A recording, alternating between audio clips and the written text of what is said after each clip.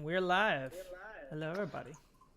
Okay. Hello, everybody, and welcome to the party. I am your game master this evening, the Bardic Knock. It says my name under my face. So, yeah. If you really like just my name and preferably my face as well, because, it's kind of like a package deal. You can follow me on the Twitters at the Bardic Knock and a bunch of other places as well. All same name, so Twitch, Patreon, YouTube, all that stuff. You can follow me, and I sometimes say and do things on those things. So tonight we are playing Pokemon Tabletop Adventures. For those who don't know what that is, it is a well, it's right there. It's a tabletop adventure game with Pokemon. In case, like, just had to give everyone a minute to make sure they firmly grasped that, just in case, because words are tricky. Words are hard. They are. Rude.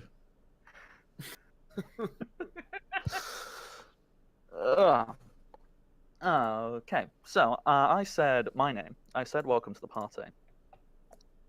So now is when other people say their names, and yeah, let's. Ooh, I don't know which direction it is. Whichever direction Teddy is from me, either that way or that way. I'm not sure because I haven't figured it out Your yet. left. This one? Yep. That way. That way. There you go. That's a wall.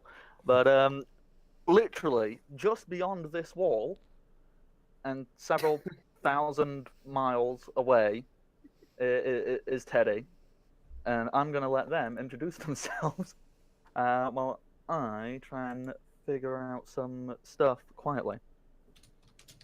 Hey, I'm Nitty Teddy Bear, and I'm playing Ever Kismet, and of course you can find me here Wednesdays playing Leverage, and Thursdays for this, and oh geez, blanking hard Shadowrun. Oh geez, it's been a long day. And November 4th, 12 a.m., 5-hour game of Savage Worlds Runepunk that I will be running over on CageCon for cancer awareness. That'll be fun. Starts at midnight CST. That's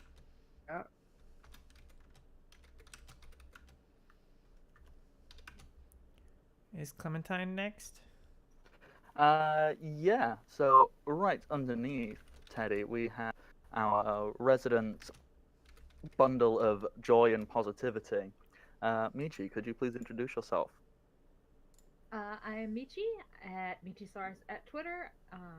Tonight I'm playing Clementine, who is definitely far too nice to be mixed up in all of these shenanigans. Yet here she is. Music just happened, and that was confusing. Yeah, I was just sorting something out. I meant to do it beforehand, but I forgot. But I think it worked because it came right as you said. Here she is.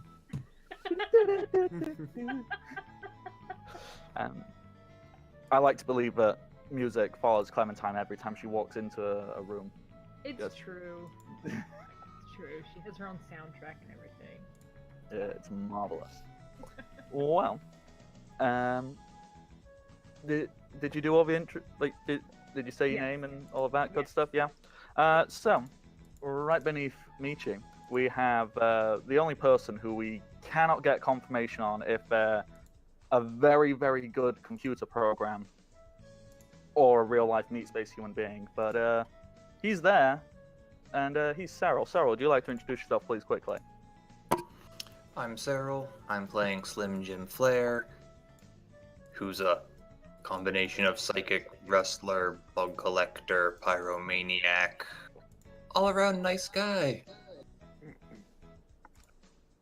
See, normally, someone would think, well, these things don't go together.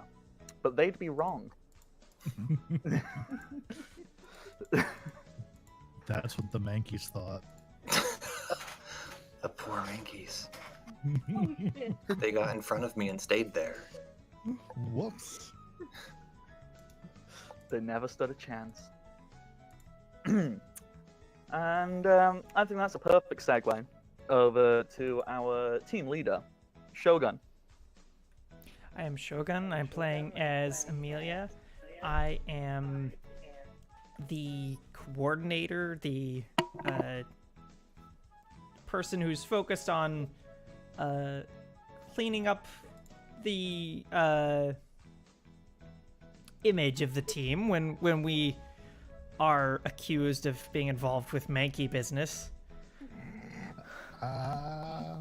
And I am also focused mostly on contests and making food for everyone.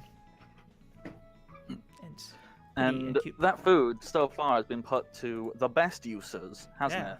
Mainly befriending strange and wondrous creatures. Yeah, we're getting close to... I'm currently working on getting a Mew, a shiny Mew, and a Cubone. And also have helped with a bunch of cats. Cats. Mew, mew. And Capjack, I don't think there's a better segue possible than talking about the horde of cats to you. So, Yes, introduce cats. yourself. Hey everybody, I'm Capjack, or at Captain J Cross on the Twitter. You can find me all over the channel here. Tuesday, 2nd, 4th, and 5th is the Mimic Nights, run by Shogun up in that direction, I'm gonna guess. Maybe there? I don't know. Your left. That way, cool. And then alternating Thursdays here with Shadowrun, and tonight I'm playing the Poke-Taker, who likes to kick Pokemon and take names. And then on Fridays, Dragon Dark Days. So yeah, let's get into it and wreck some shit. Well, what else would we be doing, quite frankly? So, before we jump on into the previously mentioned shit wrecking, bits and pieces. Welcome to Party is a fantastic, all-inclusive community, and you can be a part of it. Yes, specifically you, like, not that other person. You, although that other person can come along too. Everyone can. You know, it's a great place. And if you want to just meet some new people and socialize to whatever degree you are personally comfortable with, you can do that by joining that Discord down below. If you join, well, when you join, because Welcome to Party is an ever-growing collective, and eventually we will have encapsulated the entire world, and then we'll set our sights on other planets. So the Team Crossbones plan, it works. So, when you join, if you want to be interested, that's not words, that's not a sentence.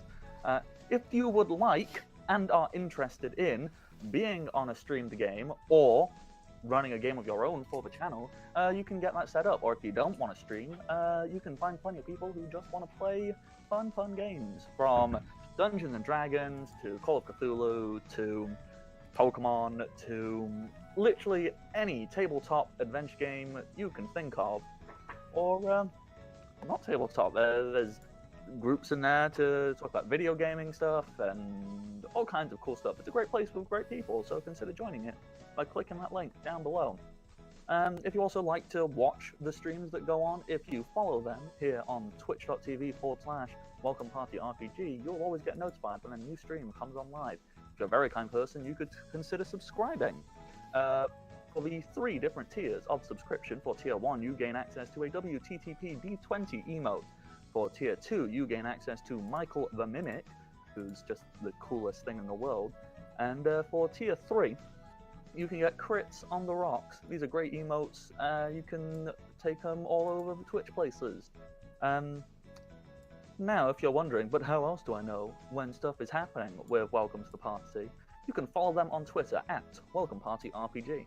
and what's that? You have one more question, imaginary voice in my head. How would you watch all of the things that have ever been on this channel? Well, you can go find the YouTube channel, youtube.com/welcome to the party, where we have got literally every single thing that has ever been streamed on this channel right there.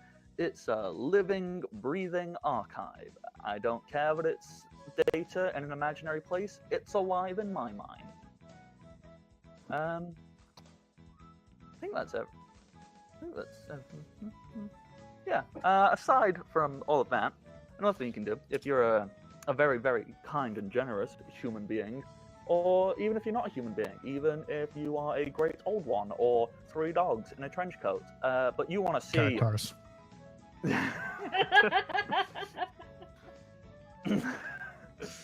But you want to see something more interesting happen, you want to help or hinder the party, you can donate bits whenever a game is ongoing. For 500 bits, you can affect a game in a small way. So, be that recover some hit points, get some spell slots back, use a Pokemon move quicker, reduce the difficulty of catching a Pokemon in this game, for example. Or, for 1,000 bits, you can make a substantial change occur. Just last session, a good person, I've forgotten the exact... I remember the first part of her name, it was Nev, and I can't remember the second part of her name, because my memory's awful. But they donated, and because of that, a shiny Mew now exists. Navudi, yes. Navudi, that's it. But Yay. because of their kind donation, a shiny Mew now exists in this game, and what happens is, who knows, really? Cat, you know what's gonna happen. We're going to make friends with it. Yeah. He said, filled with joy! So, where we left off from last time, you had possessed the unconscious body of a bumbling elderly man, and had him reveal secrets about his mansion before stuffing his unconscious corpse, well, not corpse, it's still alive, but you stuffed his unconscious body into his own safe after stealing all of his legal documentations to claim both his mansion, summer cottage, and Jack, what's the word for a honey farm? An apiary. You said it earlier and I can't say it. Still an apiary? That's that one. Yes.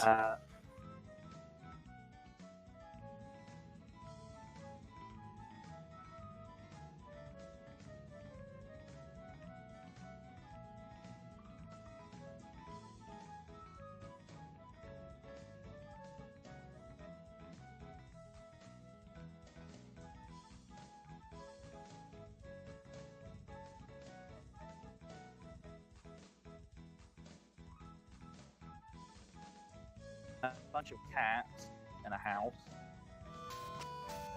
and you all have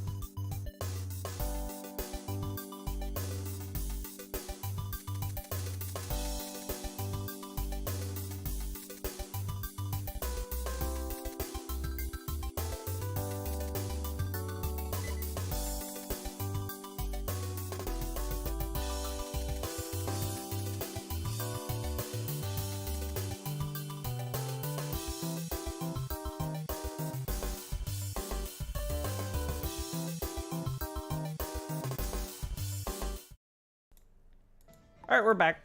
It was just an internet break. Alrighty, wonderful.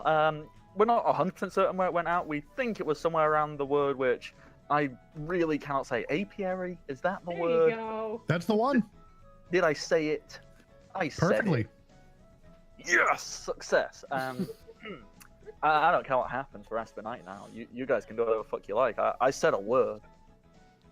Okay, we're capturing that Mew with 100% guarantee rate. You said whatever. I meant you could try anything. Ah, no. See? No, See? It's recorded for the world to see. We are criminals, so we know the letter of the law better than anyone. Allegedly. Yes.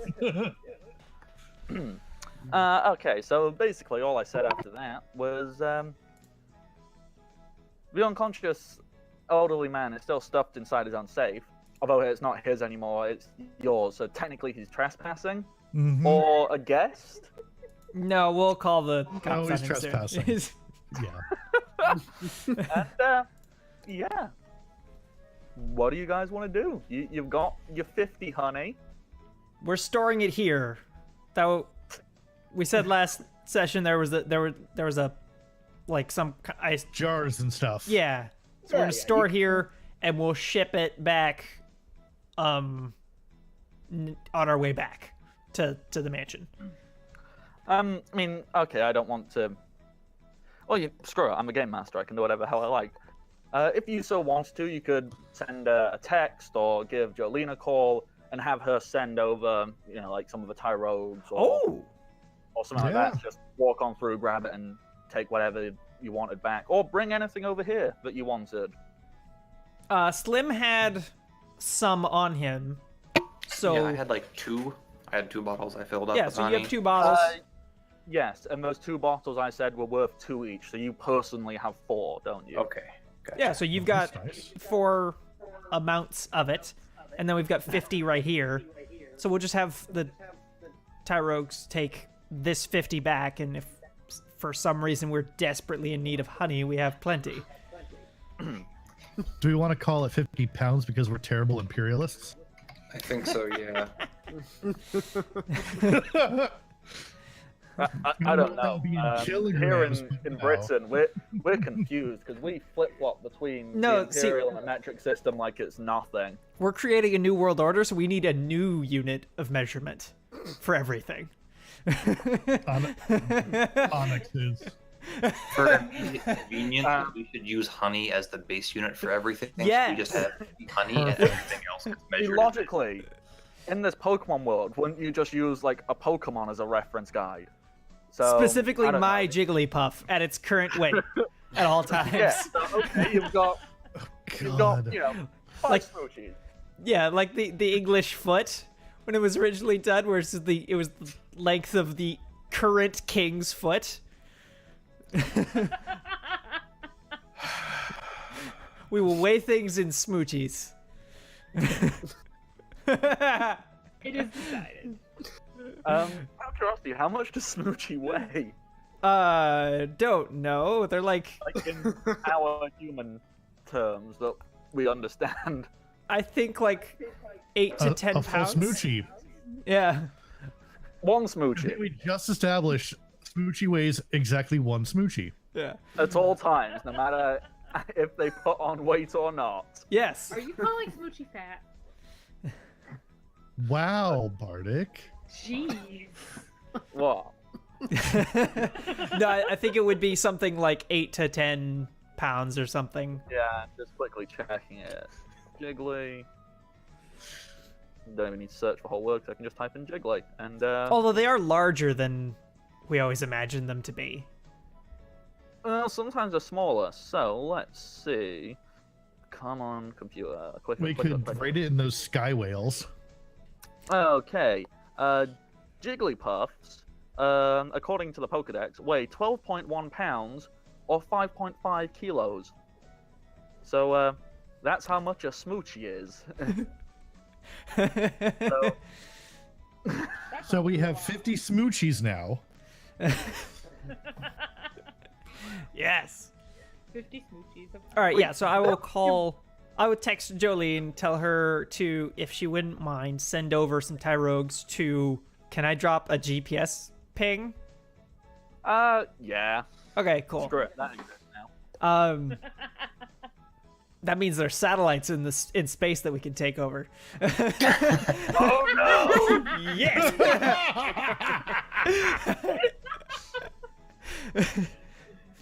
Yeah, next, all I need to do for my plans to work is I need to now make you establish that oil rigs exist, and then we win. I Yeah, call you rolled in the outer band. heaven. Because, you know, if any form of transportation exists that isn't powered by Pokemon, so anything that runs off of a basic concept of fossil fuels means that oil has to exist. Awesome. Cool, thanks. And I've already We're gonna go make established outer there's a heaven. flying fortress and there's boats. Yep. So, Yep. Cool. yeah, I guess they exist. All the boats just run on Magikarp under the surface. All those splash attacks were finally useful. The air carrier, it's just a bunch of Pidgeys on rope.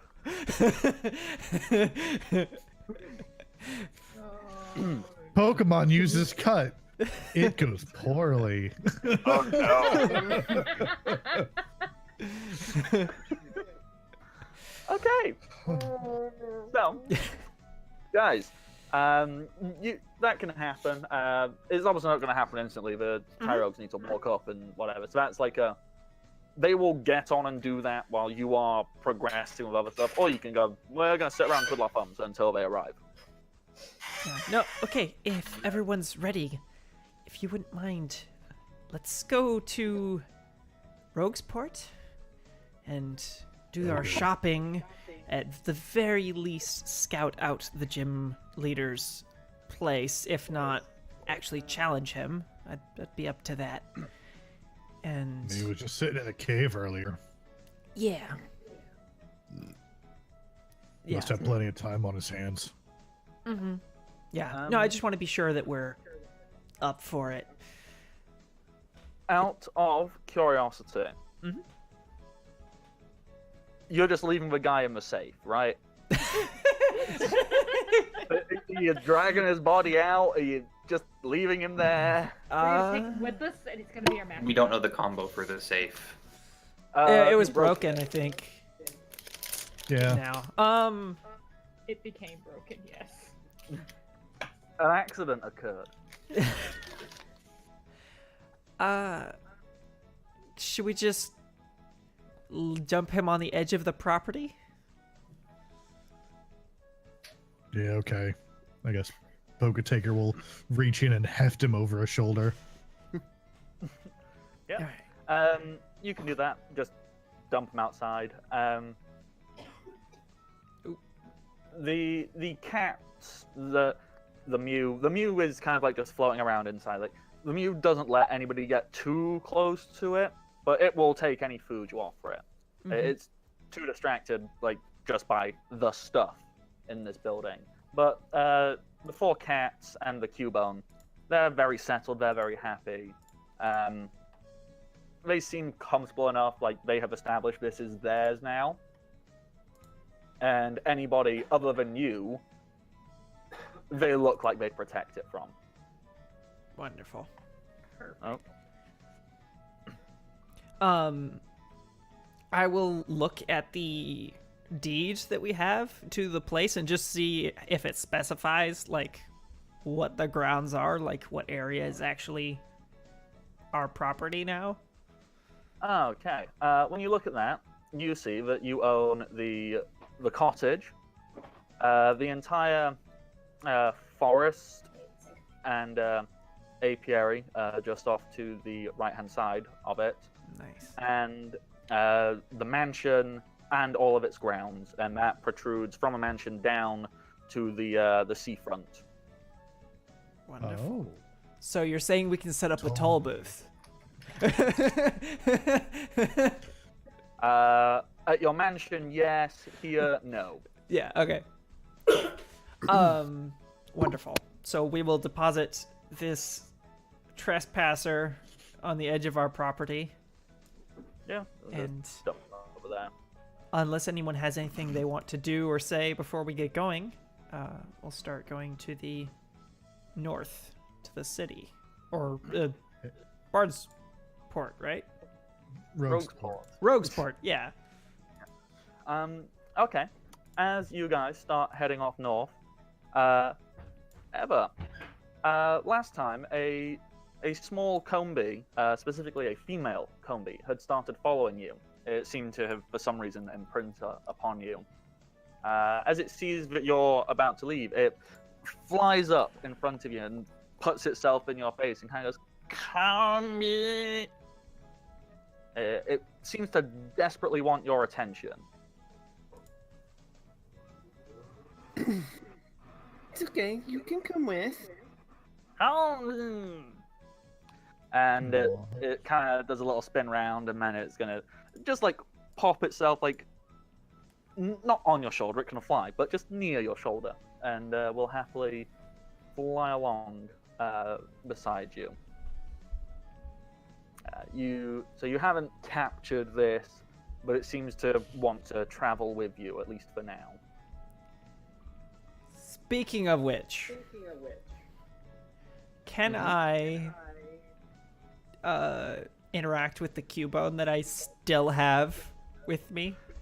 Yeah, it's in the house with all the cats. I will go back inside and say hi to it and just offer it a Pokeball. I won't throw it at it, I'll just offer it. And if I could, I'd like to roll Charisma. Yeah, please, roll me Charisma. Get in the Pokeball, Shinji. If you don't nickname this fucking Cubone Shinji. 16 God, it misses total. its mom. Yup. Okay, what the Cubone does is when you walk in, the Cubone is naturally a very shy creature anyhow, and just kind of, and when you walk in, it kind of shuffles behind like a couch or whatever, and pokes its little head out, thinking you can't see it, despite the fact it's very noticeable. But its little skull head pops out the side. As you crouch down and present the Pokeball, it kind of sniffs at it, and unwillingly boops it with its nose, and gets sucked in. All right. It rocks. A second time. A third. And it stops. Yeah! You now have a Cubone.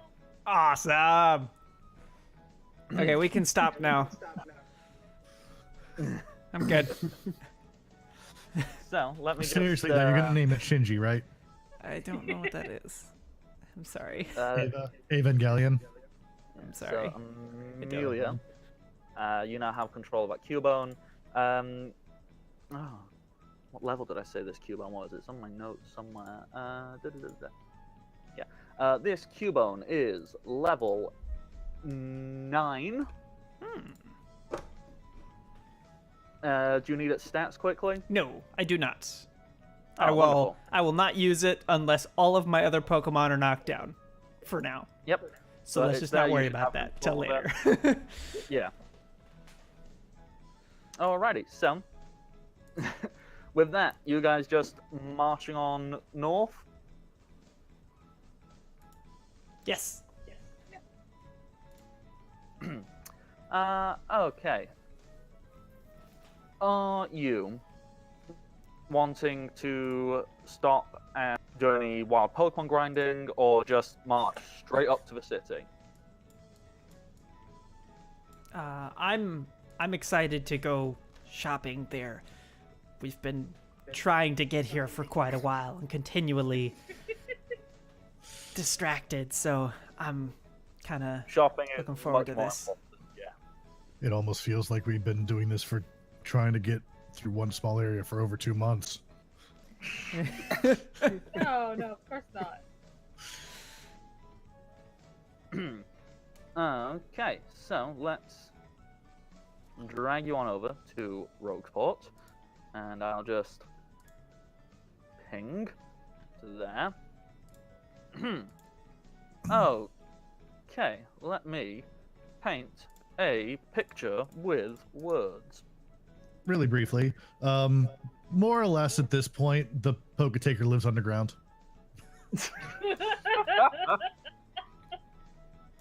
He's just following the group along underground with the Onyx. A part of me kind of wants it to be like, so it's just your head that appears above the ground, so you're like a human Diglett. As the Onyx just keeps burrowing just your head.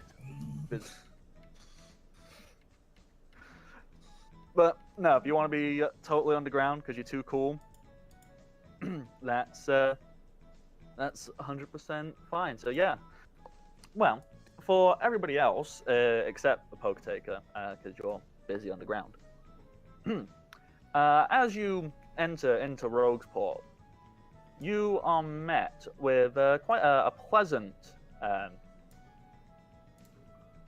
what's the one? Like, I'd say atmosphere. It kind of feels like what's the best way I can think of describing this? The whole city kind of feels like a beachfront marketplace. So as you walk in, there's quite a few different market stalls set up. There's lots of seafood places and all kinds of like really relaxed, nice beachfront aesthetic. That's a word. It is now. It is a word. And yeah, so you can see, like, you are right there. There's the ocean right next to the side of it. You can see a lighthouse, which is big and impressive looking. And further up, you notice, yep, there's the Team Crossbones boat. That's been there for however long. But aside from the general marketplace and all these nice little bits and pieces where people are selling all kinds of stuff. And it almost seems as if everyone is they're very okay with trying to openly outdo each other, undercutting the market value. So one person will go, "Hey, I got Pokeballs. They're going for like 100 Pokebucks. Oh, listen to this guy. He's got 100. You tell him you have a 90. You want it for 90? Yeah." And it almost seems as if everyone's kind of, anyone with like an understanding of the economy would go, well, they have to be doing something to get them for this cheap. And that doesn't logically make any sense. So obviously, the only way they can be making a profit is if they are not spending money getting hold of these goods in the first place. Our people. Rumbles the ground.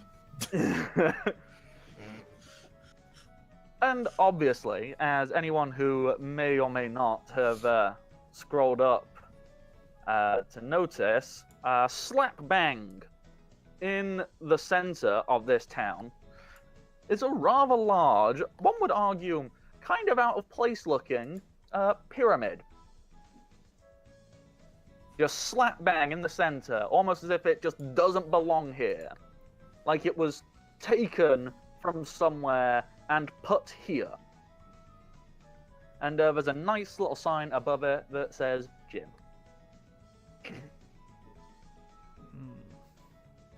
Wonderful. All right. And I can see the chat is complimenting my atrocious New York. Don't even know what it was. Ever, we had shopping to do. What are the rest of you doing?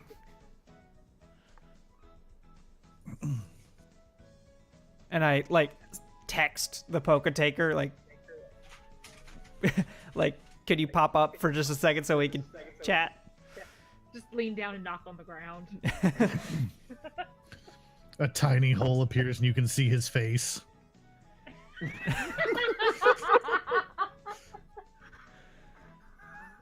So what are you doing while we're here?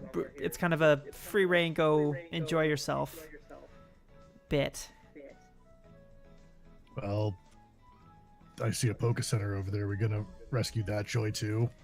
We need to be together for that bit, so I think that was next on the agenda to go see what the situation is over there. I recall I mean, Jolene saying she didn't like the one here. no. I don't know. Maybe it's the mind control. I don't know. Yeah, no, I think we should check it out for sure. You want me to grab anything while I'm down here? Information? Can you get any structural information on the Yeah, totally. buildings? Hey, do me a favor. Find out if we need to go to the top of that pyramid. Okay. Slim, what are you up to? I think I'll go have some of my ghosts to do some scouting. All right. See what they Wonderful. say. Ever and I will be going shopping and probably checking in on the boat, just making sure that everything's all right. Clementine, what will you be doing? I mean, probably also going shopping. Wonderful. 'Cause stuff. Wonderful. All right. We'll meet together soon via text.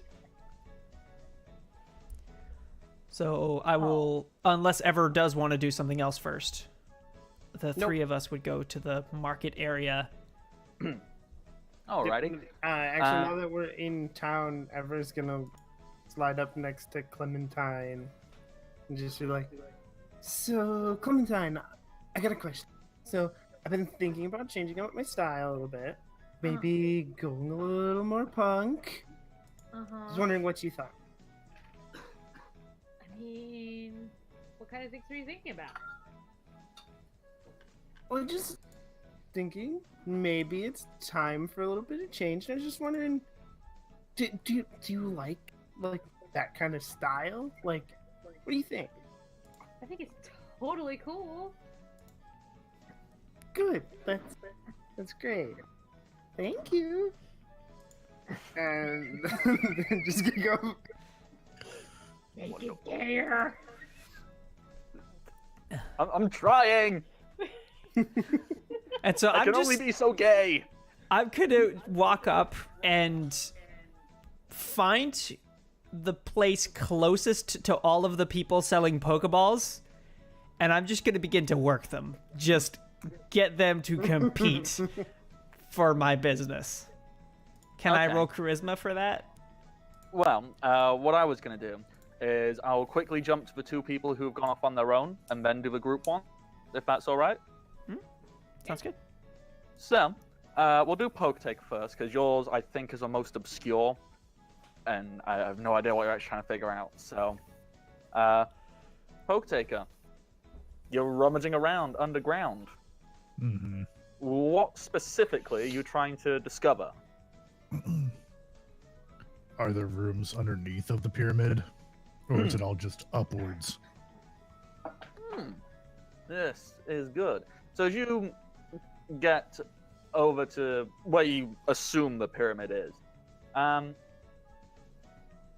yeah, the first thing you notice is there is nothing underneath it. It seems to have been like sealed off at the bottom. As I said, this doesn't feel like it actually belongs here. It's arguably someone took it, put it down here, and so like, okay. Well, Poketek is not a smart guy. You as a human being are a smart guy. You know that pyramids go down. And this might have done if it were in its original location, but here there is a solid concrete floor / ceiling from your perspective. Perfect. Why is that perfect? What are you going to do? So suspicious. I'm scared. Poke Taker is texting Amelia. Yes? Hey, so let me know if we need to get to the top of the pyramid. Okay, I will ask that soon. Thanks. And that's it for now. Oh no. My camera just decided to turn itself off for a second, but it's back. Just swapped cameras. Okay, yeah, cool. Is there anything else you want to do, Poke Taker? Not yet. Okay. Ah. You scare me when you say things like that. He should. So, in that case, I'll jump over to Slim. Slim, what stupid thing are you doing trying to ruin my game? The appropriate question to ask. So, I'm gonna answer the question on everyone's mind, which is, do we need to top the pyramid? I got 2 Pokemon that have invisibility and phasing and a flight speed.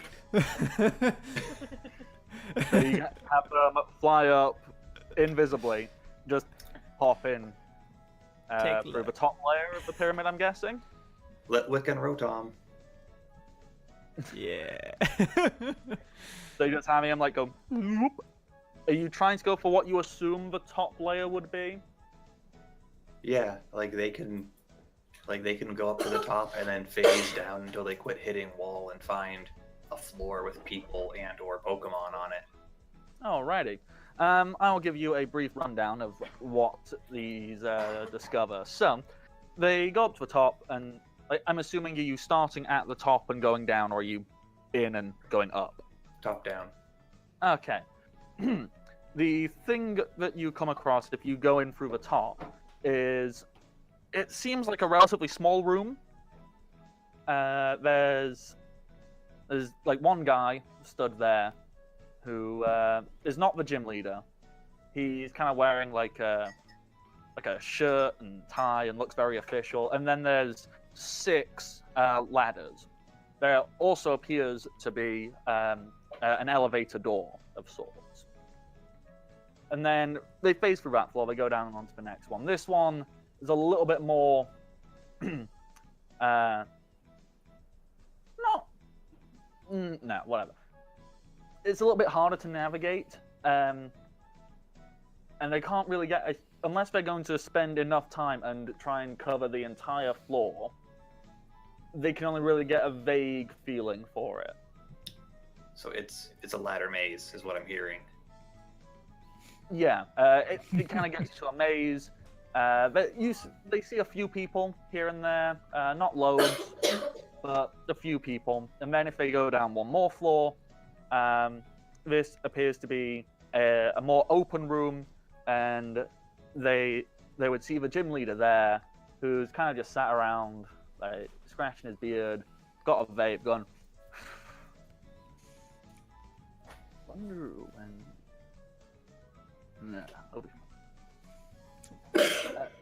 There's a few walls and bits and pieces in there, as if it's like, okay, this is like a terrain for the battle, but this looks like the gym leader's room. And then if you phase down one more floor, it appears to be a very wide open area. There seems to be like, what are they called?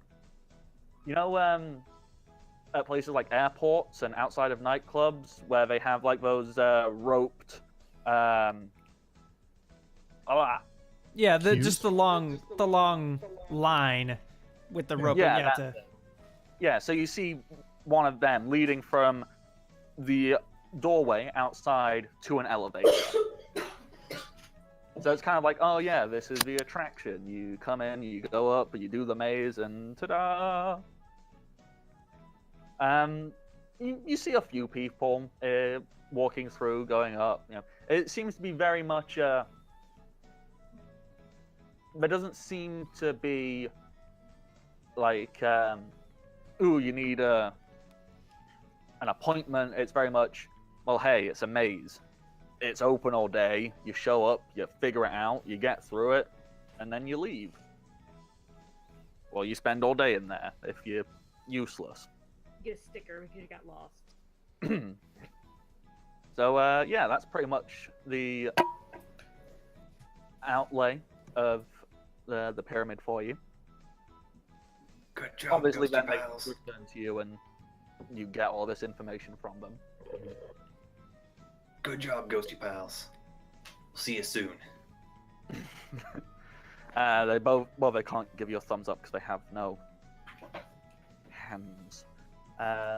They give you looks as if they wished they could give you thumbs up. It's a very specific look. But they've probably given it you many times before. Okay. Team shopping trip. Yay! So, Amelia, the first thing you wanted to do is you wanted to try and get some people to out-compete each other for getting your attention. Mm-hmm. How are you doing that? I am going to goad them. I'm going to casually, not extremely aggressively, but casually insult their wares and their prices, telling them that the stuff they've got's not good enough for me, and also outrageously priced for the crap that they're trying to sell. So at the same time, I want them to bring out the highest quality Pokeballs I have and push the price down as far as I can. Okay. Roll me charisma, please. Oh, a 9. Hey! Whoa! Hey! Hey! Oh! Ho! Whoa! Hey! Oh! Whoa! Hey! Hey! You trying to insult me here now? Like, come on, lady. That's not cool. I work hard to get hold of all this stuff, and you're here telling me it's crap, it's garbage. I pull out a Pokeball. Forget I found you. this on the ground.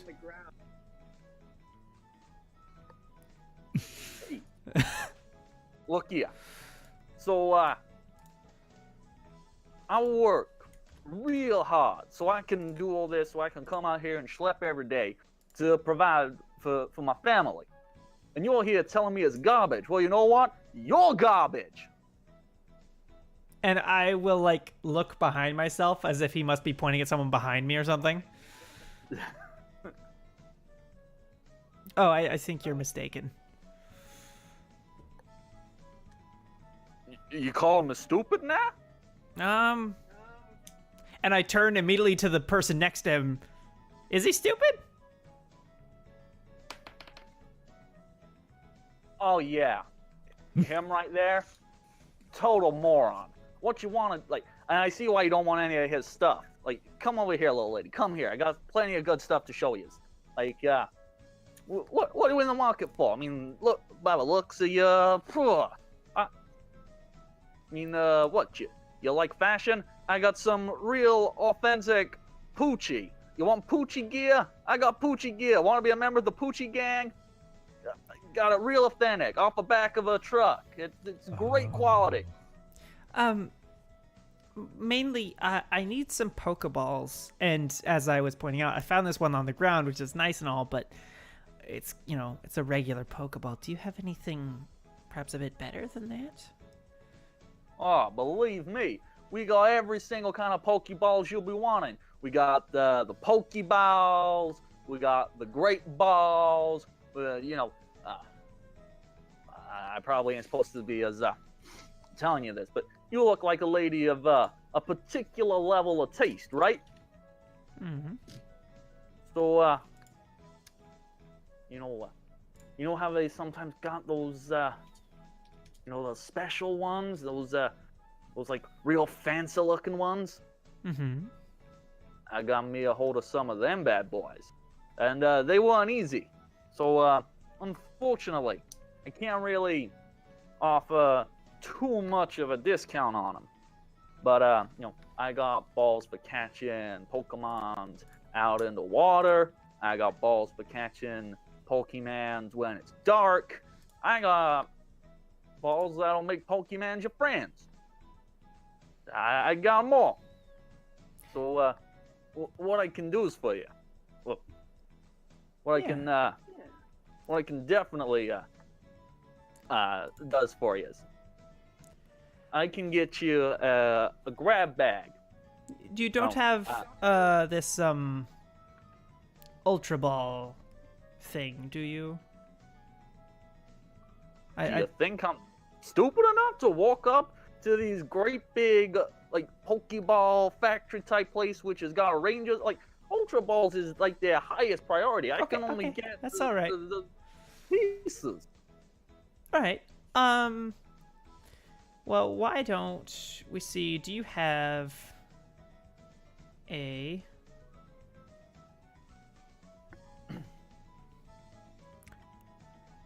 Do you have a timer ball? Did I not just tell you? I got all the special balls. Got them all. Well, you want one of these? And he presents you with what you're fairly certain is a timer ball. It's white at the front and black with a little red nodule, I guess you'd call it, on the top. Well, you like to take your time down when you're doing the battles. Mm-hmm. And, if you want one of these, I got maybe 5 of them back here. Or if you want more variety, okay, let me just do some quick arithmetics. I don't even know what that means. It's a big fancy sound word for a fancy looking lady. So here, let me just alrighty. tell you what I would like, if you wouldn't mind. Yeah. Please go ahead, little lady. All right, I would like a quick ball, 2 dusk All right. balls, Mm-hmm. 1 nest ball, or sorry, net ball. Excuse me. 1 timer ball. And yeah, and 1 heavy ball and 1 love ball. All right. So he kind of pulls out various trays and presents all of these different things for you. So you're gonna get these lowest price all Dodeca region here right now. But obviously I gotta make a profit. I gotta feed my family. I gotta feed me. Gotta make sure the boys get their bits. I can get you these $7.50 each. Can I roll charisma to push it down? Please, go right ahead. 23.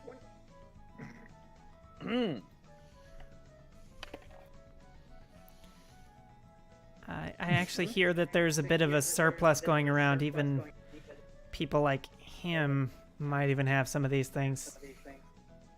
Hey, whoa, hey. Look, I don't know who your contact is, but they are 100% correct. So how about 500 each? That sounds good. Alrighty. So I'll deal with all the I number can't stuff over here. I got it. yeah. If you've got you know what you're getting. You know the maths. I got it. You take care about yourself. Ever, you wanted to go get materials for your projects? Yes. All right. Yeah. If you go looking around, there's these are your bog standard items, like your actual Pokemon items. If you move away from that, it gets into like real people things. So clothes and just material stuff. And Armor. you keep looking around, you will find some places where you can get some stuff. You mentioned you were looking for punk type stuff, so you're looking for worked leather and things like that, or are you actually looking for the actual items themselves? Oh, I'm looking for materials. So yeah, leather, lots of denim, just scrap cloths in general, old T-shirt, stuff like that. Yeah, you do come across someone who this is not remotely a professional looking setup. It kind of looks like they've pulled up in the with their van. They've kind of opened it up, and there's a rack of clothing, and there's rolls of fabric there. The woman operating it has got big hooped earrings and a big coiffed haircut, and nails out to like here.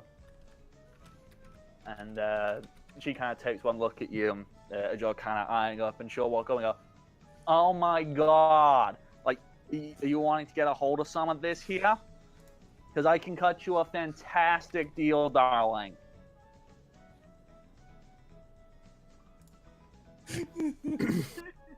That sounds great. See, What kind now- of deal? Well, that depends. What kind of things are you looking for? Well, to start, I need lots of denim. Oh, sweetie, we got denim coming out of... Well, you don't want to know where we got it coming out of. Well, that and I can't tell you, because then I couldn't keep selling it. If everybody knew where I was getting a... Woo! So, and she'll go and she can just bring out like these... Like this quite large-looking cardboard box just filled with offcuts of denim.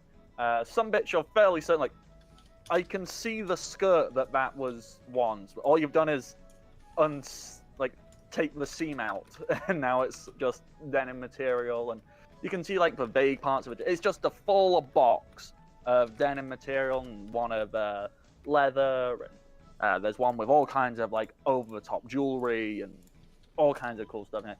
So, how much you're looking to spend? Because, quite frankly, I've been trying to give this stuff away. Well, for the box of denim scraps, 10. Really? You come over here and you offer me 10 bucks? Come on. Cost me more than that for the box. You literally just took a bunch of old skirts and stuff, sliced them up, and you're trying to sell them to people for more than what scraps are worth? Okay. How about I give you all of these and... hang on. And she'll kind of totter off, her heels far too big for her, quite frankly. It looks kind of hilarious as she totters off and starts rummaging through. And she pulls out this leather jacket with one sleeve cut off of it. It's got a chain draped, a small chain draped across one of the lapels. The other lapel is covered in very old school buttons, but all essentially completely unknown old school grunge bands. So there's Smashing Pumpkaboos and why did I put myself on the spot? I can't think of bad Pokemon band pun names. Jack, think of puns.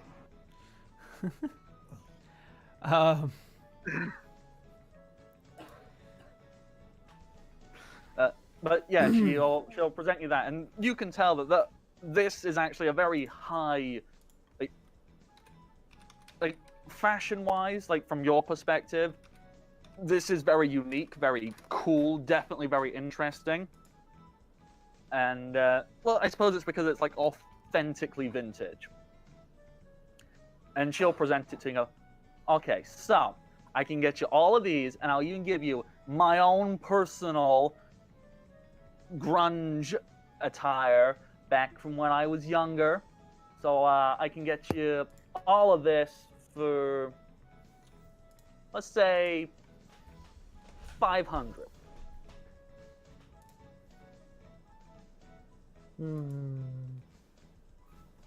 Okay, the jacket's worth it. Yeah. So with that, you can now consider yourself as having a bunch of leather and denim and all kinds of different cloth and fabrics, and this one exceedingly cool jacket. Awesome. Is there anything else you are specifically looking for? Shoes. Oh my god, shoes. Oh my god. Oh my god. Shoes. Darling, you're looking for shoes? What kind of shoes? Because as you can, and she gestures down to her shoes, and now you take a good look at them. These are bedazzled within an inch of their life. I love shoes. So, but I go through them like they're nothing. So I've always got plenty more. And she pulls out these boxes and boxes and boxes of shoes, ranging in everything from combat boots to stilettos, and well, that shouldn't exist. That's a combo boot stiletto. Seen it. They're pretty sweet. They are pretty cool, but everything you can imagine shoe-wise. Okay, so she has a Pokemon version of Converse. Oh yeah. Okay. Ever grabs the nicest pair of those for herself and the pair of combat. Alrighty, yeah. For them, she'll kind of looking on. See. The boots, they're gonna put you back. The little canvas ones, you can take those, sweetheart. They're a dime a dozen. The boots, they're gonna be an extra 200 if you don't mind. Sweet Doc Moltres. I can do that if you would like. I can step in because I'm following Ever around this whole thing. Yeah. Yeah, if you want to step up. That seems a bit much for just some rather nice shoes and other assorted things, but you're just generally a tiny bit too expensive, I think. All right, you've twisted my arm. I'll give them you for 100. I just look towards Ever. Like, sound good? Hmm? Sounds good to me. Alrighty, yeah, there you go. You can add combat boots as well, if you just knock off another 100. Is there anything else you specifically are looking for? Because I can jump over to what Clementine is shopping I'm for. good. All right, Clementine, what are you looking And a for? really Miss? quick text to Amelia. See if they have any ranger armor.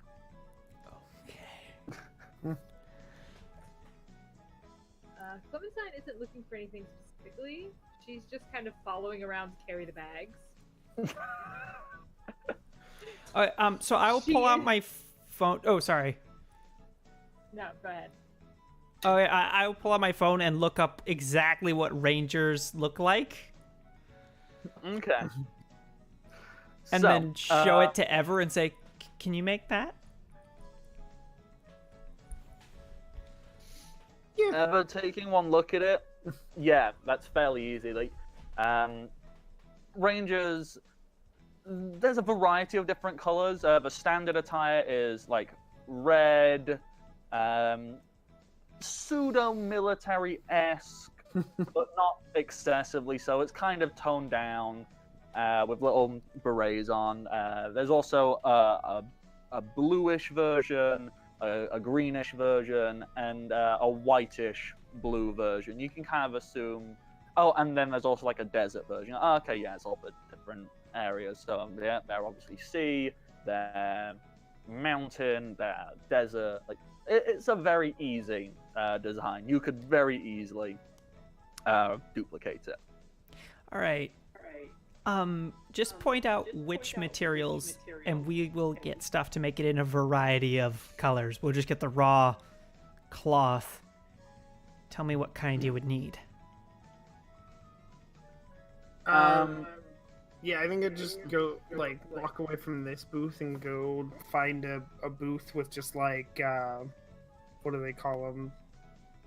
Not a of very. Yeah, cuts of fabric. The actual. Yeah, just- like fabric swatches and Yeah. all that stuff. Yeah, you can go and find. You can find the very stereotypical type of market seller for these. All right, we'll just take this thing and this thing and this thing, and I'm just grabbing like they're not spools, but they're like the back folded, like Bolt. Yeah, bolt. That's it. Yeah, and so I'm just gonna grab like whole things and just here. We'll take this and this and this one and this one.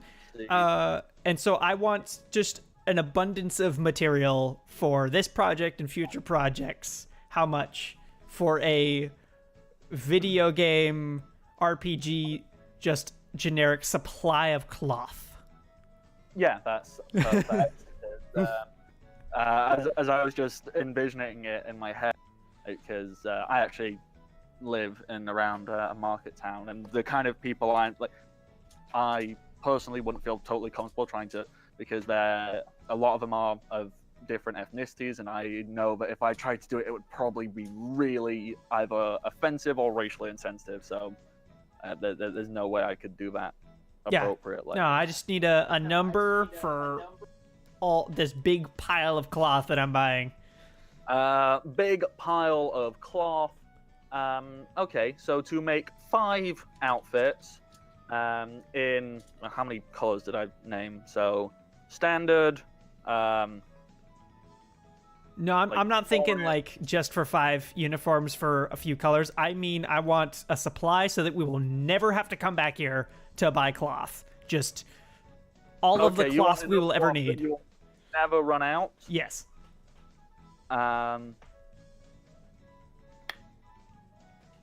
Let's call it 1,000. Done. Yeah, you have all the cloth you could literally ever need. Clementine, could you help me carry this? Clementine will just grab all of the cloth and start hauling it. Thank you. You're welcome. All right. So I'm gonna text to Poketaker and Slim just info ?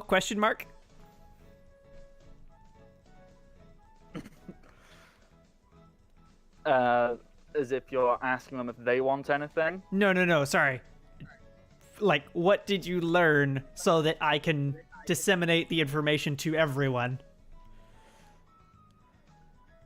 And if, I mean, we don't have to actually do the re-explanations. It could just be, you told me what you learned.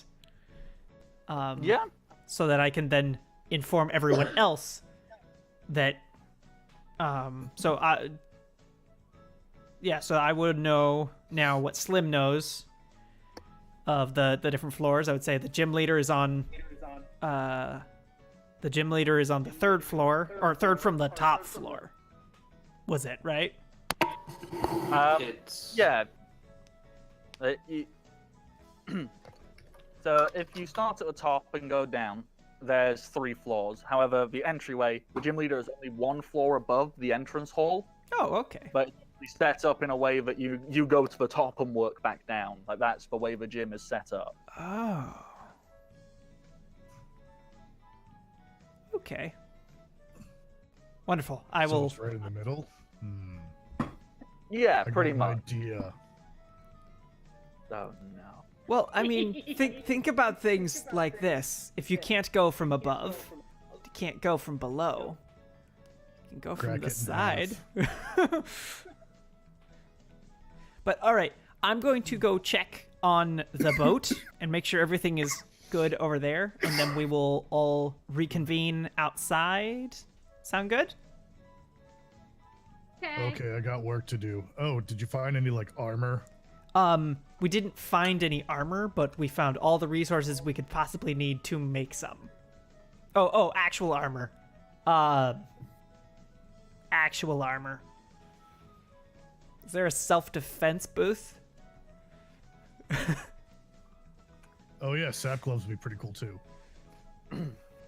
Well, this is like, well, apparently, because I decided that's a voice they'll speak with. This is a New York-esque free traders market, of course you're gonna find an area that has weapons. You Do come you have across, bulletproof vests? You'll come across this rather large-looking, really scary-looking fella, shaved head, big guy, plain black, like vest top, scar on his eye, like cigarette hanging out his mouth, and he's just stood next to like this glass cabinet, and it's just filled with very dangerous-looking items. Ooh. Does he have a switchblade? Like on him personally, No, or in on the glass cabinet? table.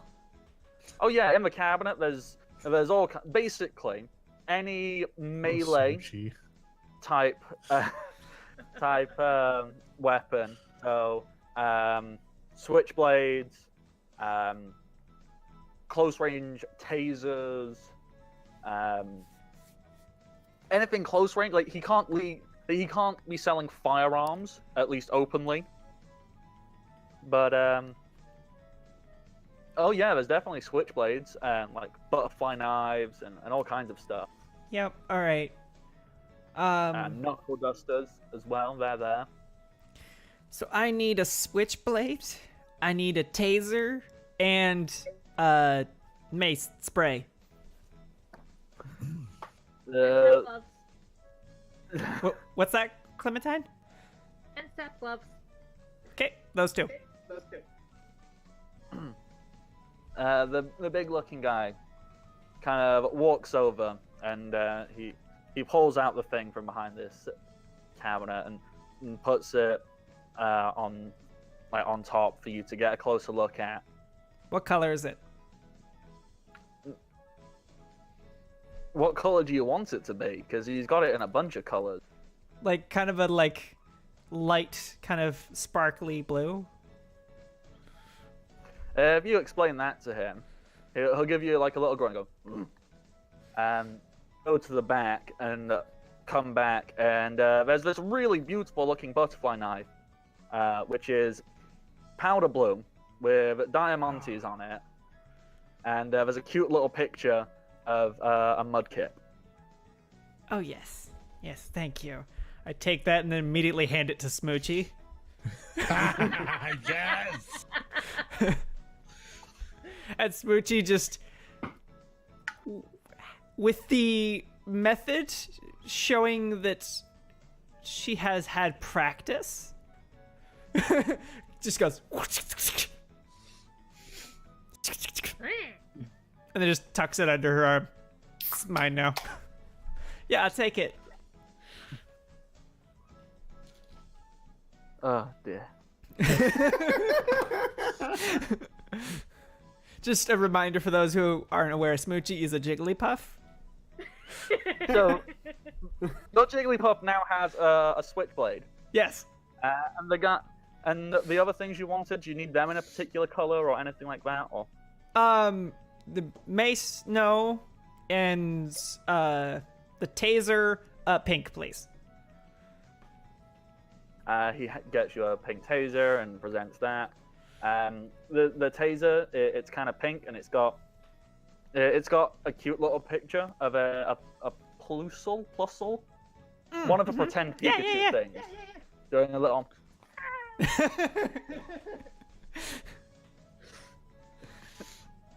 All right. And yeah, he presents that, and then he just holds his hand out as if waiting for you to Gloves. hand him the money. Yeah, hang on. Clementine needed gloves. 2 pair. Two pairs. What kind of gloves? Sorry. Step gloves.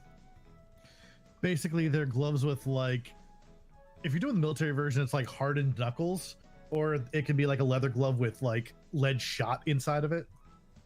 It makes you Well. hit harder. Yeah, that's cool. Yeah, it does. Well, Clementine, what kind of gloves of these do you want? Because they can be any design, any color, anything. I highly encourage you to make them as ridiculous as possible. Well, I mean, one pair is just gonna be straight black because Poke Taker. And the I other personally pair- think that all the knuckles on the poke takers should be in the shape of little Yamask masks. Yes. Yes. As I said, please be as ridiculous as you would like with this.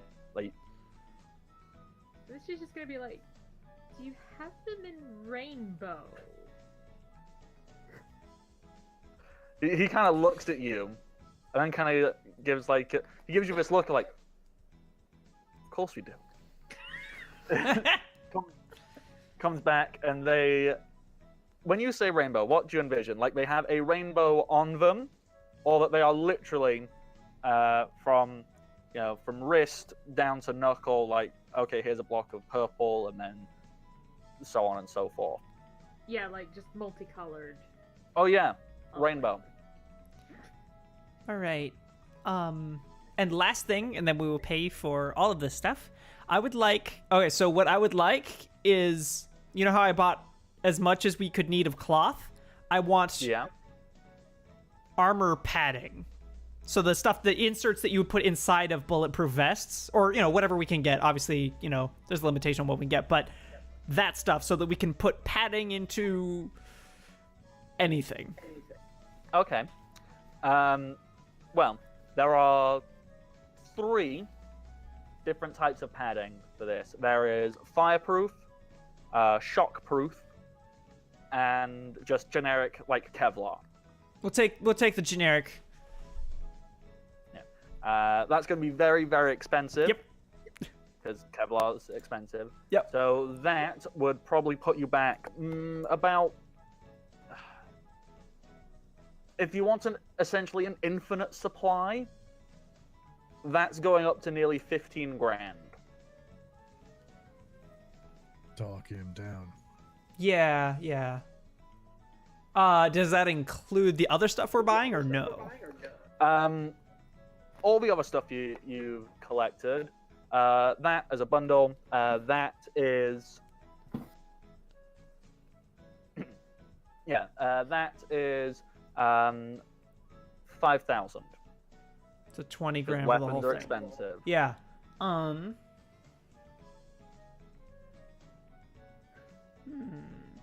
I first roll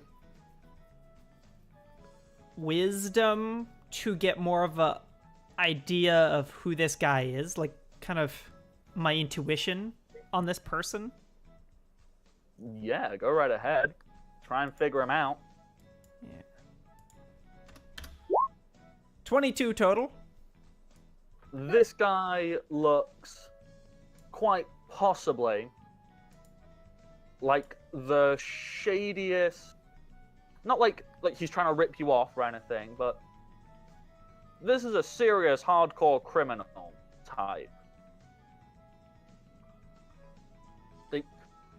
He's doing a very honest thing here, because this entire marketplace is, you're kind of getting a feel like everyone here is a thief.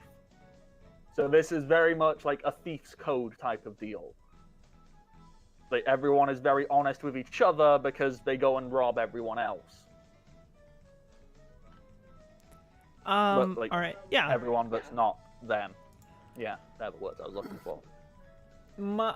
Do I get the impression that I could... Do I get the impression that he...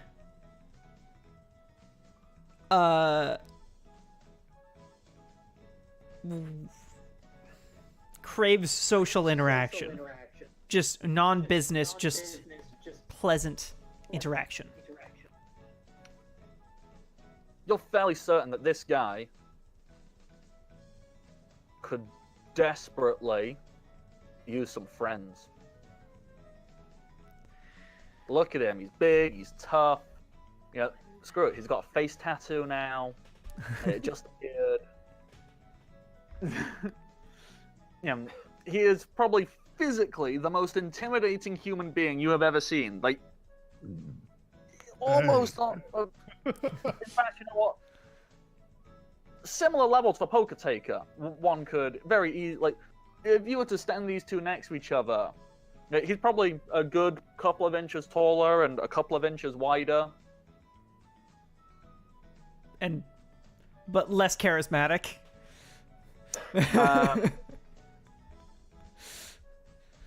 So far, he's been giving off a strong and silent type. And you are beginning to assume that that is an active choice. Clementine, watch my back.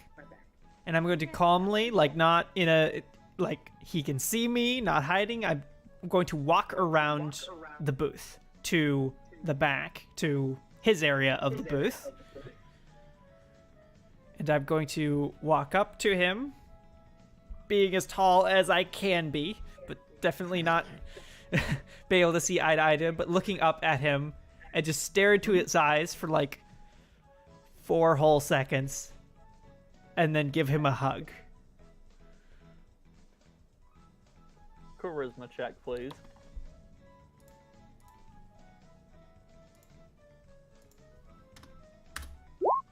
Oh no, it ain't! He, there we go. I just had to adjust something for him.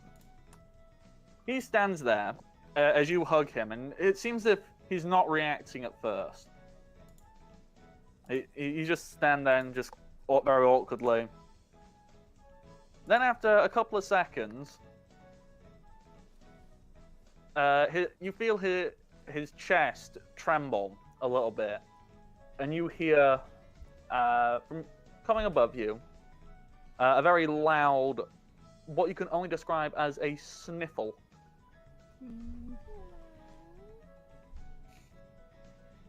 Clementine, if you're stood by watching this, this big scary shaved head guy, face tattoo, his lip has begun trembling as you see his eyes watering a little bit as he sniffles. He's not engaging in the hug yet, but he's getting something out of this. And Smoochie's on my shoulder and gives him just the most unenthusiastic just pat on the shoulder. Oh yeah, Smoochie done topped it over. With that, he crouches down onto one knee and wraps his arms around you, hugging you in closely. And you can feel him like full on sobbing now into your shoulder. It's okay. This feels like the first human interaction he has had in probably years. Oh. My heart. And you know what? I'm just gonna wave Clementine and Ever away. Like, I got this. This might be a minute.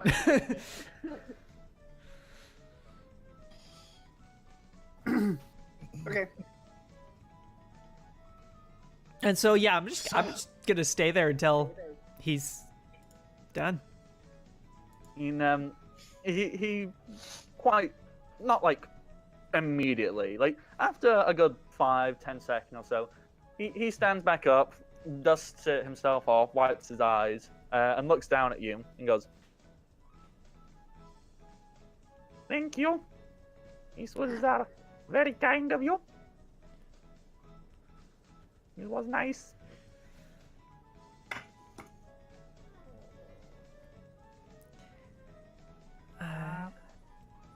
I'll come see you sometime. Do you want to go out have tea? I am big fan of tea. It's soothing to sit down and have nice wind down after a hard day's work. Mm-hmm. I like your Jigglypuff. He's cute.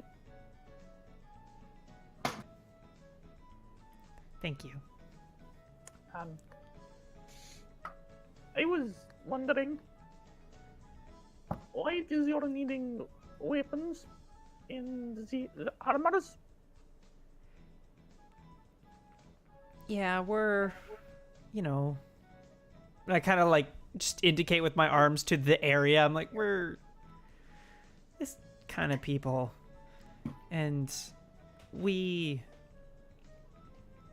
got projects, we've got plans, and When you say that, you've piqued his interest. You are in need of supply, man. yeah. You've been looking for a way to get out of business. It's actually quite. He's tough to do on one. Would quite like to find group willing to go for a big time. Hey, what is your current housing situation?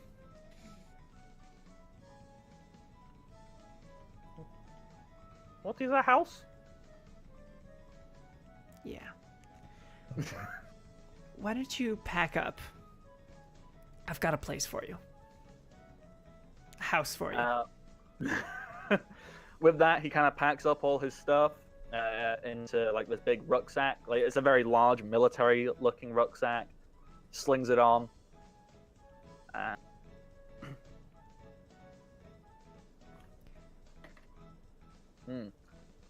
In fact, you notice on his rucksack, on the side of it, it is marked with the Ranger insignia.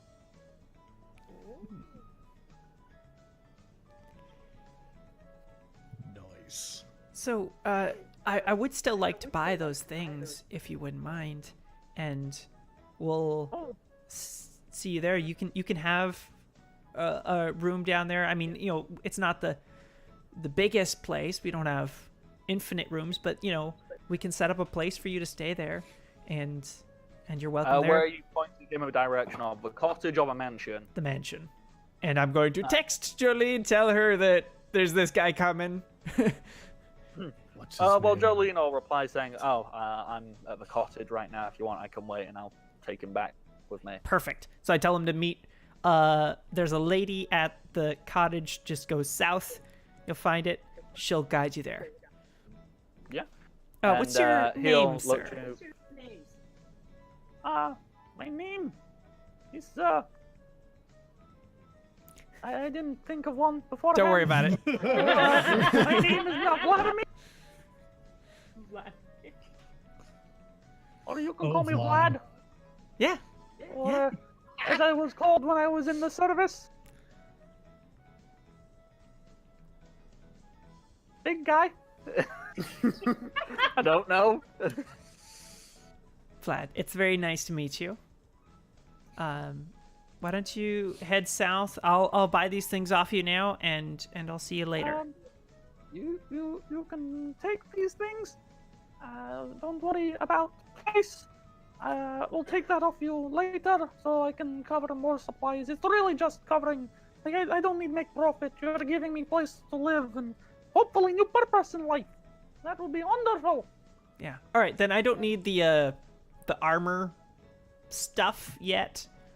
I'll just take I just take like a small handful of the armor stuff in case we need it right now. The rest of it you can just take where you're going. Great. And I grab him by the shoulder with one hand and my hand in his hand. It's very nice to meet you.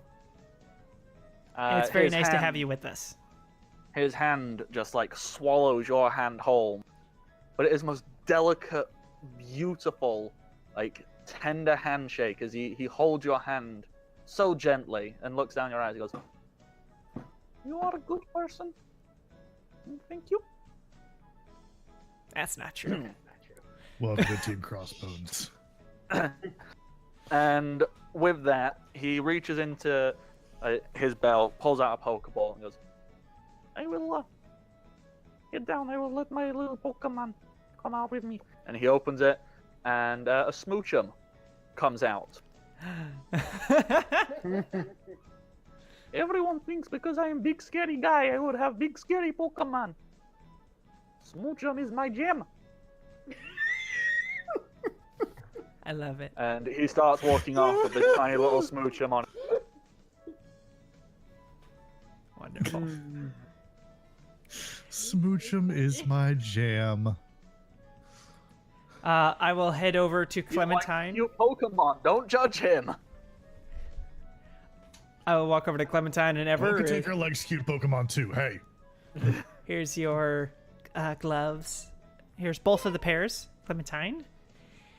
And I am very happy. So we just have to meet everyone. We'll go to the boat, and then we'll see about this whole gym leader stuff. Okay, so when you walk up, Ever's just going through her box looking for like the patches and scrap of t-shirts for like band names. So there's like, you know, Durant.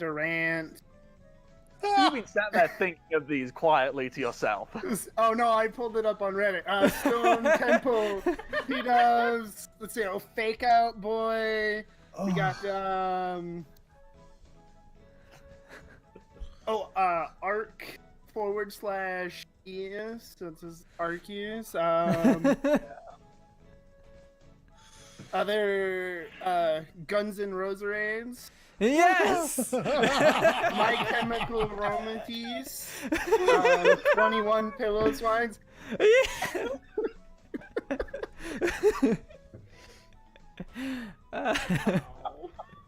Wonderful. Oh yes. What have I done? Okay, we're almost at the time to take a quick break. So, is there any quick last thing you do as you all go and meet up? Yeah, we're just gonna like- meet the boat guy. Just say hi. We're just like, yes, you're okay. You haven't been arrested. We're working on figuring out a new dock situation. Yeah, cool. You head over to the boat. You can get on there. It's quite easy. You see your boat guy, Shakes, and all of your Pokemon, which are not currently with you. They're just chilling out on the boat, doing various bits and pieces. So they're all just hanging out there. Nice. All right. And we can do the scene, like, if you want to have an actual scene with. No, I just that. wanted to do just a quick check. Everything's good. Yeah, Um, everything's great. And real fast scene. What do you think of the boss?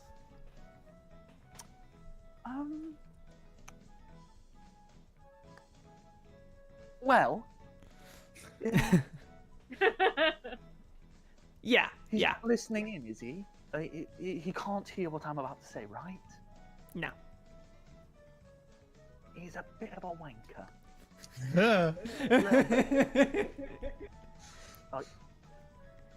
Smidge, yeah. In fact, massive one. So we were thinking that I might be in charge, and we might clean this whole thing up. I mean, if I'm being totally honest, you always kind of were in charge, at least to me. All right. Well, That makes this easy then. yeah. I'm gonna actually figure out how, because I don't recall him ever paying me at any point. So I'm gonna figure this all out and actually get everyone paid properly. Oh, wow. I mean, are we still keeping the name then? Are we just, Oh yes. are we, okay. Are we going to go and find him and just beat him up? Or Well, no. are we... What I'm thinking we is, just if saying it's anything ours goes now? wrong, we say that it was all him. The fall guy. Clever girl. Yeah. So we're gonna set up a dock thing so you can be closer to our base of operations, and great. everything should be golden. I'm assuming you went and bought all the things you need for that, right? Yeah. Yeah. Well, we've got to pick up a couple more supplies. Like I need power tools and someone who knows how to use power tools. Just hire people. Slightly off in the distance, you see him come running back to you with a smooch on his shoulder. Vladimir shouts out to you on the boat. I forgot to mention. Is it okay if I bring all my power tools? I was once a great builder. Yeah, all right, sweet. We own a forest now, so we have all the like materials we need. Oh, we sure do. Yeah, he gives you a thumbs up. I just thought it would make sense for me to tell you this now. Thank you. And it runs back off again and vanishes into the ether. What convenient story timing. All right, wonderful. That's all we need. I've got it in my notes right here if you guys want to call bullshit. No. This character who 100% existed at the start of this session, and I didn't just make up, was timed to always appear at this exact moment. Nice. Explain more of himself. Okay. I have an idea for the pyramid. And that's where we can fade to black as we go on our Yeah. break, right? You wanted the break? Okay. Pardon? Yes, break is... Okay, cool. I'll set that up. All right, wonderful. We'll be back All right. after these messages. We'll be Right back.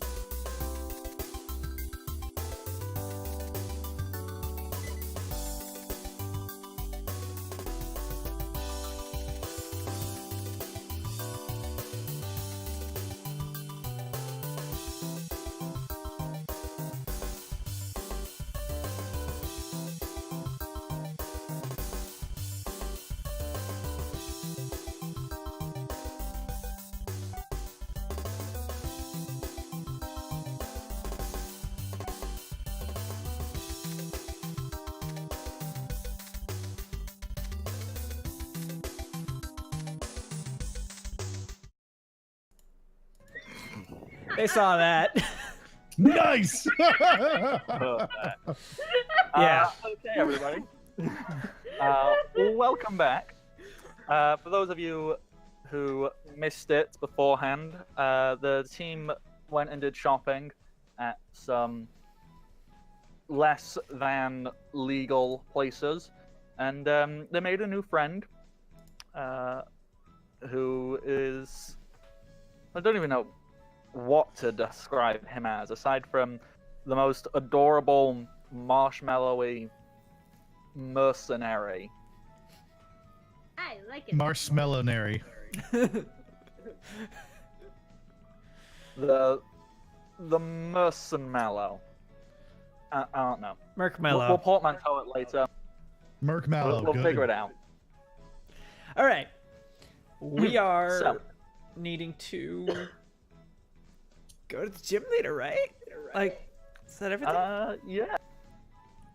That was pretty much the plan. I'm assuming you guys heading to the gym. To the You walking in, or do you have Space outside of the gym. Yeah. And I'm gonna So, maintain at least go ahead. 10 meters distance from the building. it's a good idea. Yeah, yeah. Okay. And I'm staying there. I'm good. Poke taker. I don't like the fact, but you're not Up walking to in. you. What are you doing? So,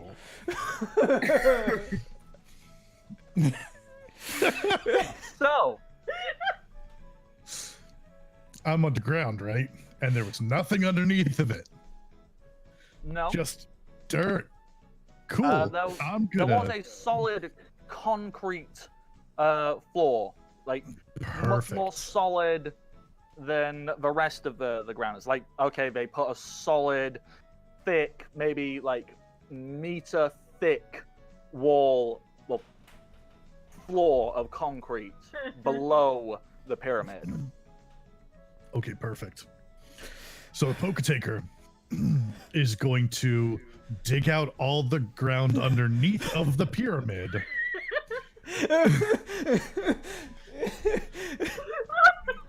How deep? Into like this kind of a shape.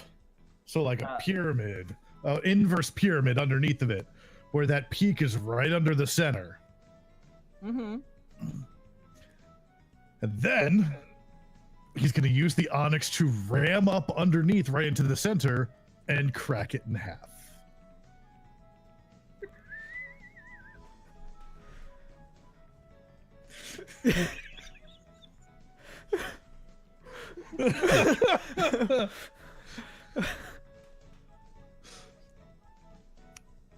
Okay, I need a roll. Well, actually, hang on. What is the Onyx's power rating? Let's see. 5. Okay, now let's see what it dictates. 5 is capable of moving. Okay, a power of 5 is capable with minimal effort of shifting 158 kilos relatively easily. So, Can your Onyx use a move to help with the cracking?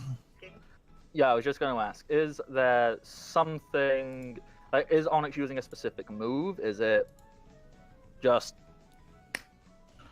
headbutting?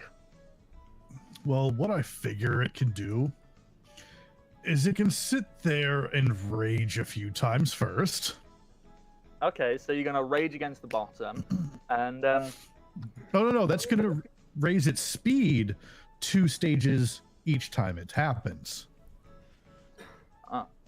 I was just going to say, for our lovely no, go ahead. audience who doesn't have the PDF in front of them, would you like to describe what raging actually does? Raise the user's speed 2 combat stages. Hey. That's different than what I knew off the top of my head, as I thought it raised attack. You would think, right? Yeah. Oh no, sorry, that's rock polish. Rage raises one combat stage, and that's that's at not will. bad. So They it just- can just sit there and be like, Yeah, you can rage a full 6 stages by headbutting this concrete floor. So, what is your Onyx's attack strength at the moment? let's see, attack strength, 5. Okay, so to raise that, the full amount of stages would take that to. Is that right? Okay, there's 0, 5, 6, 1. Okay, so to raise that fully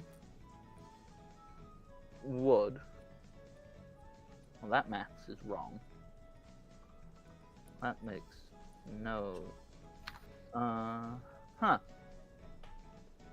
Something's gone wrong with that maths on that chart there. Okay, so 5 times 2.5. I can do maths in my head quickly. That would take it up to. 15.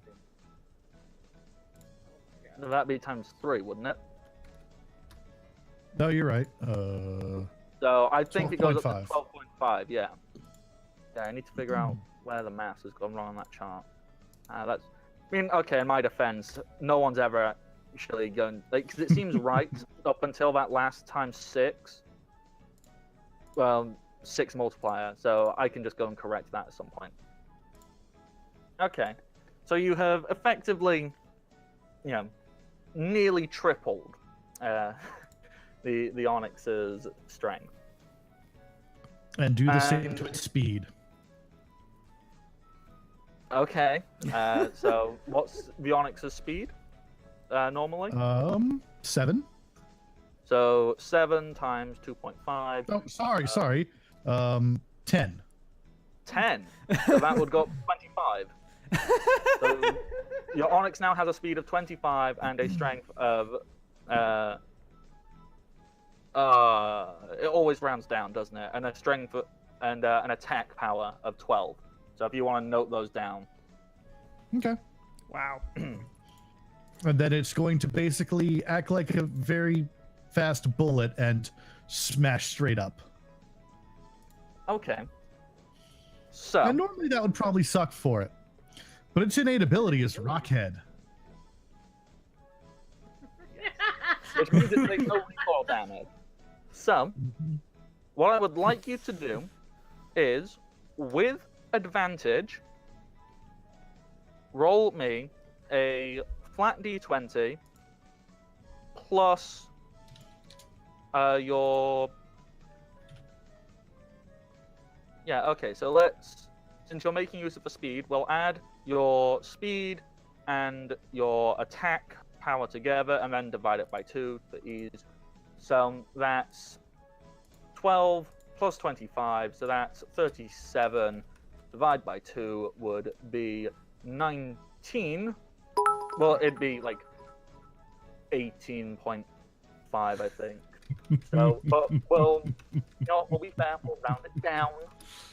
So, with advantage, roll me a d20 plus 18. Someone just donated 500 bits and gave Capjack advantage. Okay. And, because I like messing around with the rules. You did it! Okay. Because rules are merely there to see how far we can break them. Yes. You can now roll this 3 times and take the highest result. Ooh. It's pretty good. 4. It's also On. 38 or 34. Oh boy. I'll take Okay. 34. So, the first one, like the first, okay, there's a little bit of a crack. Second one, nothing. As you bring round for the third attempt, yeah, Onyx drive. Quick question: is Poker Taker helping out. Is Of Potaker stood on course. the Onyx's head helping? Oh, hell yeah. Okay, so It wouldn't be cinematic otherwise. no, it would not. So, on this third and final breakthrough, you've noticed you've made a crack underneath this concrete. And as the final drive, plunge, whatever you want to call it, Tank, we'll call him his real name. Tank pierces through with Poketaker stood on his head, I'm assuming, fist raised in the air. I'm assuming anime screaming. Ah! Oh, yeah. Give it your all! As that crack breaks and the concrete, it just begins to crumble, splitting over this pyramid of dirt you've created underneath. And with that, the entire building begins to fall, split, like falling into the earth as you appear, driving through. The pyramid slowly splits in two. As you drive through the first floor, you can see a few people like leaping out of the way, going, "Oh my god, what's going on?" As you keep pushing and drive through the ceiling of the second floor to arrive in the arena. As the building is, are you continuing going? You're going right through. Oh, no. As soon as we get to, like, where the gym leader is, he's gonna, like, stop, point, we challenge you. As you say that, the gym leader, he was just stood around, vape in his mouth. His jaw drops, vape falls out, and he's just like,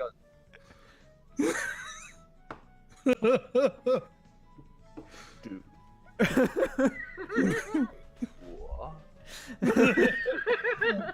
As the floor beneath him shakes and the entire pyramid just keeps falling and falling until it has perfectly split in two. I can't redesign this map on the fly, but basically, the pyramid has now cracked open and fallen into this thing. So it is now wide open, split directly in the middle, but open like that. So the pyramid now looks as if it's upside down, but split in two. You can see above you where these different floors had been, but they've been split. There's people like clinging onto the sides of it for dear life. And you're just lucky that nobody was stood directly where the crack happened, otherwise they'd be dead. I look towards all the stalls and all the people who are, criminals everywhere, and I just mouth rule number 1. Which is the rule number 1 of criminals: don't tell on other criminals. Well, all of the stalls nearby, they heard this and they grabbed us. They've moved us far enough away, and they just see this, and there's this pause as all the the criminals, they all cheer and whoop and holler because that's the most badass thing they've ever seen. Well, you've destroyed the battle arena, so. So after that, I think it's appropriate that House of Lycanroc by My Chemical Rotom starts playing.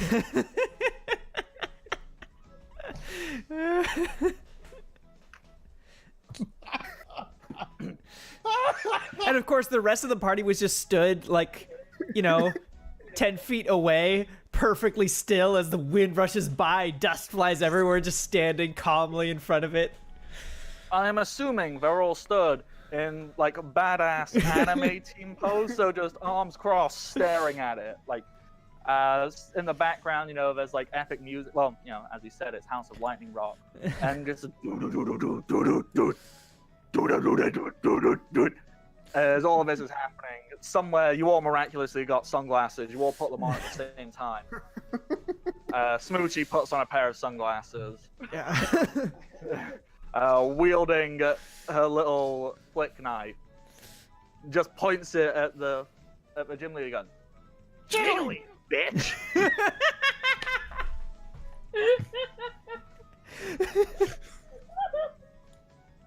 To which the gym leader, Zed, he dusts himself off quite calmly. Impressive. You kind of, ruined the whole thing for everybody. But sure, anyone who puts in this much work, deserves a battle. Since you broke the field, we're gonna have to do it out here. I mean, unless you want to fight in these ruins and make the DM on the fly make a really quick battle map, and Are we that mean? Let's just take it outside. Let's take it outside. Yeah, we'll take it outside because we're not cruel. That, well, Much.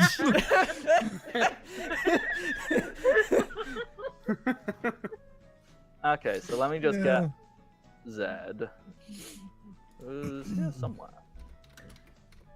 Actually, I'll just go and grab him from the gym map I spent so long building. Hey, we didn't wreck it figuratively this time. that's right. I Last think time that's you used worse. mind muscles. This time you used muscles. Sure. Just wait till next time. I don't even know.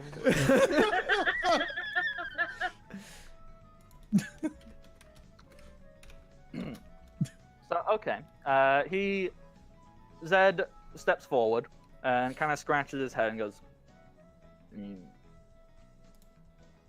a part of the whole challenge was to get through the maze. Done. Whatever. Did it. Yeah. Cool. So, the way I usually do things is it's 2-on-2. Nah. I mean, I normally would complain, or I'd say you have to follow these rules, but you want to just do all out? You all send one, and I send one for each of you. Yeah. All right, pick your team.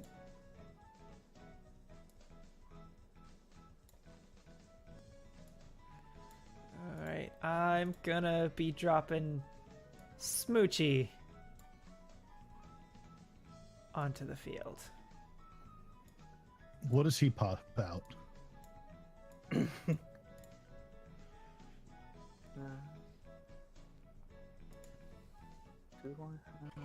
Oh, never mind. It's just gonna be tank.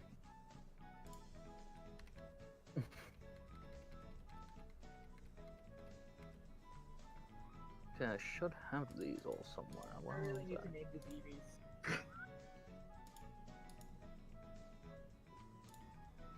Nice.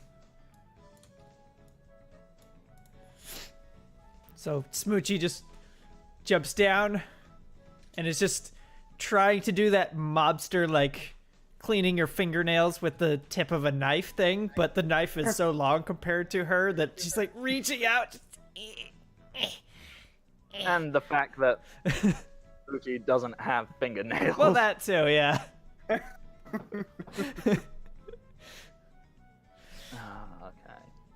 That's why they aren't there. Okay. I thought I had uploaded these, but it turns out I hadn't. I done did a whoopsie. So, one. So, based on how everything rolled out, Poke Taker would be behind him? Yeah.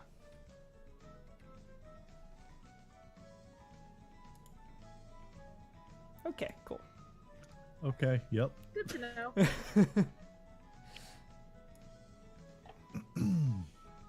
Man, am I glad I spent all that time buffing tank. Yeah. You know what? I think I'm gonna use Bouffalon. Yeah.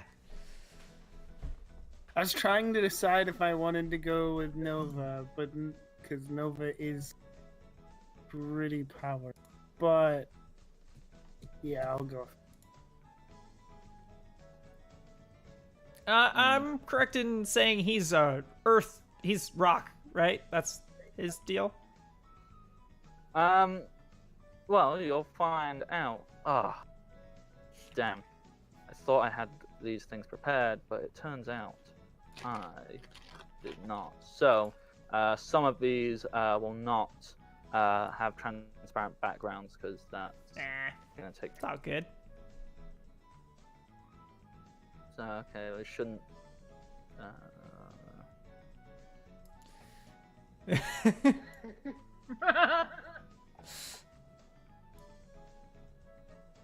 So I guess you or Poketaker would end up being somewhere in the remains of the building. Yeah. There we go. Nice.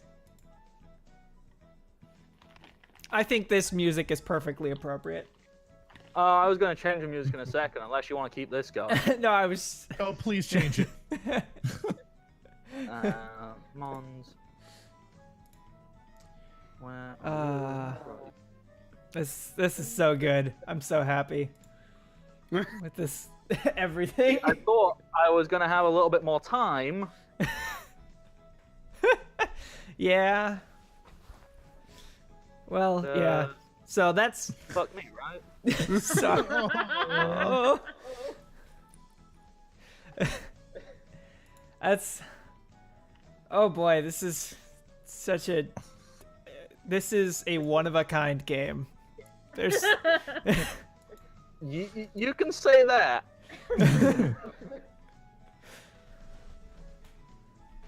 Oh boy. Ah, man. Yeah, Jigglypuff is just gonna enter the battle with a stabby blade, and is gonna be eyeing that. What's the creature in the very front? I don't think I've seen that before. Ooh, some of those look really cool.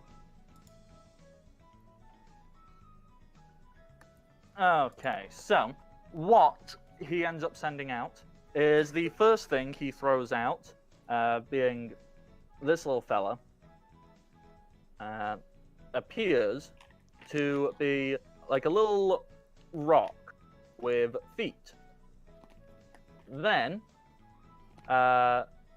next to them, he throws out a floating ball of noxious gas, and next to that, a small puddle of toxic-looking goop. Then the other two he brings out, which he lovingly calls Brick and Leech.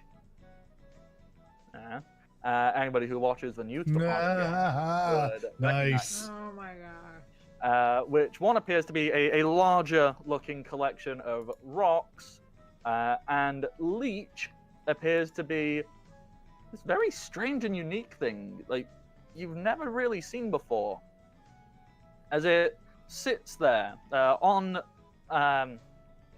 Brick's back, this kind of purpley looking, almost alien creature with a small tail. So, let's put on some more appropriate music. What does this one sound like? Ooh. Ooh. Oh yes. Okay, so What I am going to need. We altered how we are doing combat, so instead of everyone's Pokemon speed and their own speed, if I could just get everyone's the speed of your Pokemon, and then we'll all move at those. So one moment whilst I add boy. these. Yeah. So this will Tank. make it nice and simple. I go last. You said tank? Tank, Smoochie, 25. Flipping heck. Who have you got out, Teddy? Again, forgotten your Buffalo's name. Bouffant, Velvet. Yeah, move it up. Oh. With us. Can you change the music? Is it? Yeah, it loud that's or- no, that's copyright. Oh, that's a copyright. That was Careless Whispers. That's weird. It says Yeah. it's something else. So I will. There we go. That's for the gym theme. All right. And Pentatomade, I'm guessing. Yep. I'll just call him Pento because I can't spell. Yeah. And Evie. Mhm. Okay, so Tank, your speed is 25. Yes. Smoochie's is 2. Velvet speed 10. 10. Pentatomade speed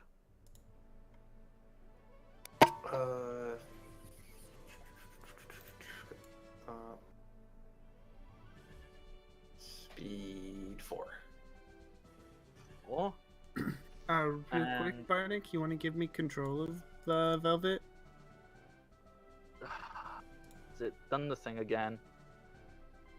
I swear I make these so they should be controlled by. There you go. That should be it. And what is your EV speed? 8. 8. And now I just need to go by the slowest creature that Zed has, which I'm assuming. Oh, go. Okay, so that's a 4. And what's the other one, just in case? R is before S. I can spell. Yeah, also a 2. All right. Okay. There we go. So now let's put it in descending. So guys, combat. First to go would be Poketaker and Tank. I am shocked. So remind me of gym battle rules. You broke the well, guy's entire building. I think at this point there are no rules. All right, fair. So we take him out, we win. I mean, how's he going to award you with anything if you like totally kill him? They're in his pocket. Yeah, that too. Right, so he's gonna strap barbed wire to his fists, and in an unnatural amount of speed for an Onyx, Tank is gonna like strike forward like a big rocky cobra. And right on the front of that big rocky cobra is a barbed fist, right in Zed's face. Zed, I love you. So you're punching Zed in the face Oh yeah. with both your fist and what move is the Onyx using? Why not Rock Tomb? Okay. Doesn't that have an So- AoE effect? It do.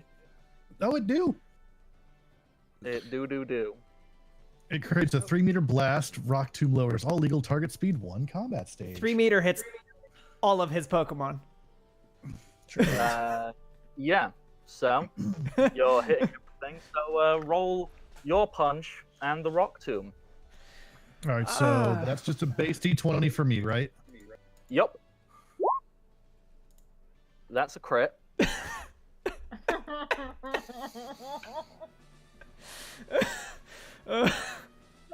Oh. Ah. So you're. You want to roll your damage? Yeah. So, what base damage is your weapon at the moment? 2d8 plus 11. Mm-hmm. And then Plus a d10. what- Yeah. And since I rolled between 50 and 20, that adds vile coating on there, which is poison. Uh-huh. Hold on, let me see exactly what that does. Oh my gosh. Wow. Oh my gosh. Okay, so that gives me poison touch, which is on page 270. This went so badly. This is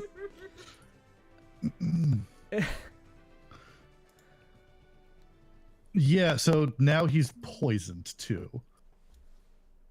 On top of whatever the crit does. I don't know if that doubles it or does it double it? Oh! Is he alive? I don't know if I would be if that hit me. So, it would double. Okay, so that is 28. Double that would take it 56 to damage. 56. That would exactly kill me. Zed is still standing. Oh, sorry. Onik, tank needs to go. Yeah. Sorry, forgot. It's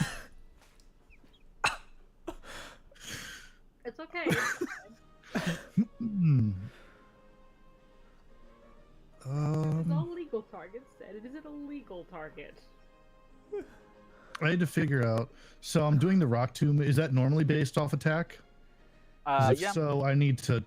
Okay, accuracy bonus then. That's gonna be.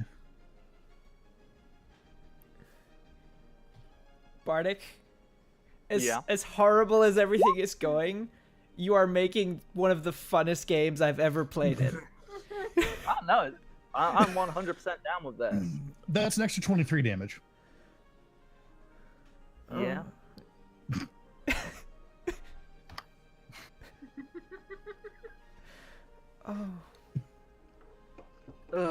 Okay, so 58 plus 23 goes to 81.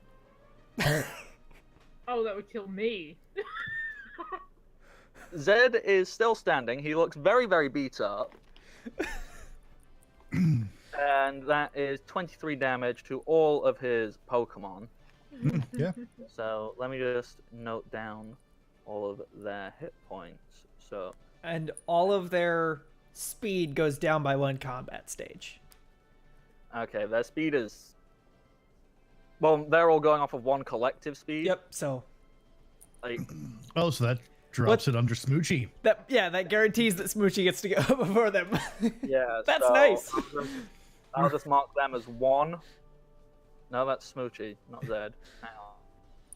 Oh, Sora man. 2. And This is amazing. Just so beautiful. so mark their speed down as 1. Okay, so taking into account their various defenses, that goes down to. Yep, you're on that. You are on.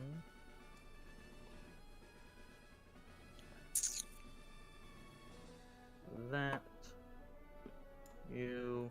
Yep. That. You. You're Oh, never mind.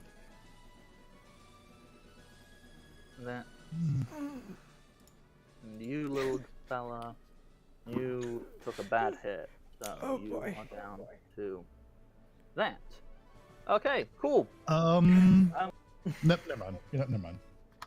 They are all looking pretty.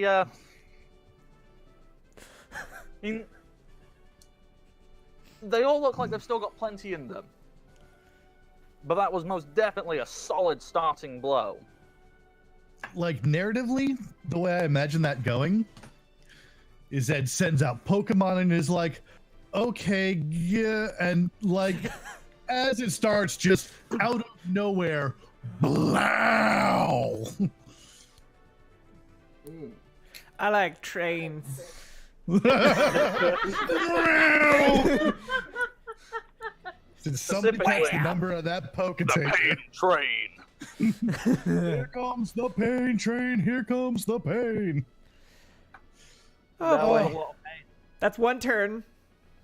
Yeah. Velvet. And Eva as well with Velvet. What are you doing? Oh, let's see here.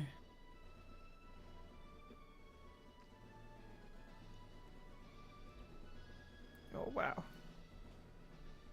I'm gonna use Lear. You're lowering their defenses? Yeah. Why would you do that? How many targets can Leah get? Is it just one? I believe it. Yeah, it's just one. So I want to. What's the range on it? Do you have to get closer? It's 5, so I might.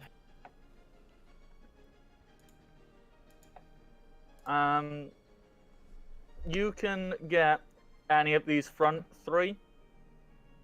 Yeah, I'm gonna take. I'm gonna hit Rogan. Okay, so roll Leah.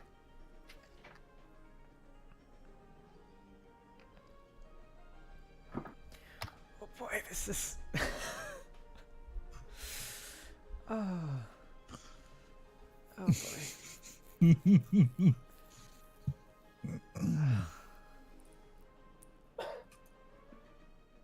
We are not good people. No. No. No. Roll. It might have popped up a little thing. Yeah, I Put 0 in filled those out. I did that. Hmm. Let me try that again. Okay, if it's being iffy, just roll a flat d20 and we'll figure out what's gone awry. Okay. Yeah.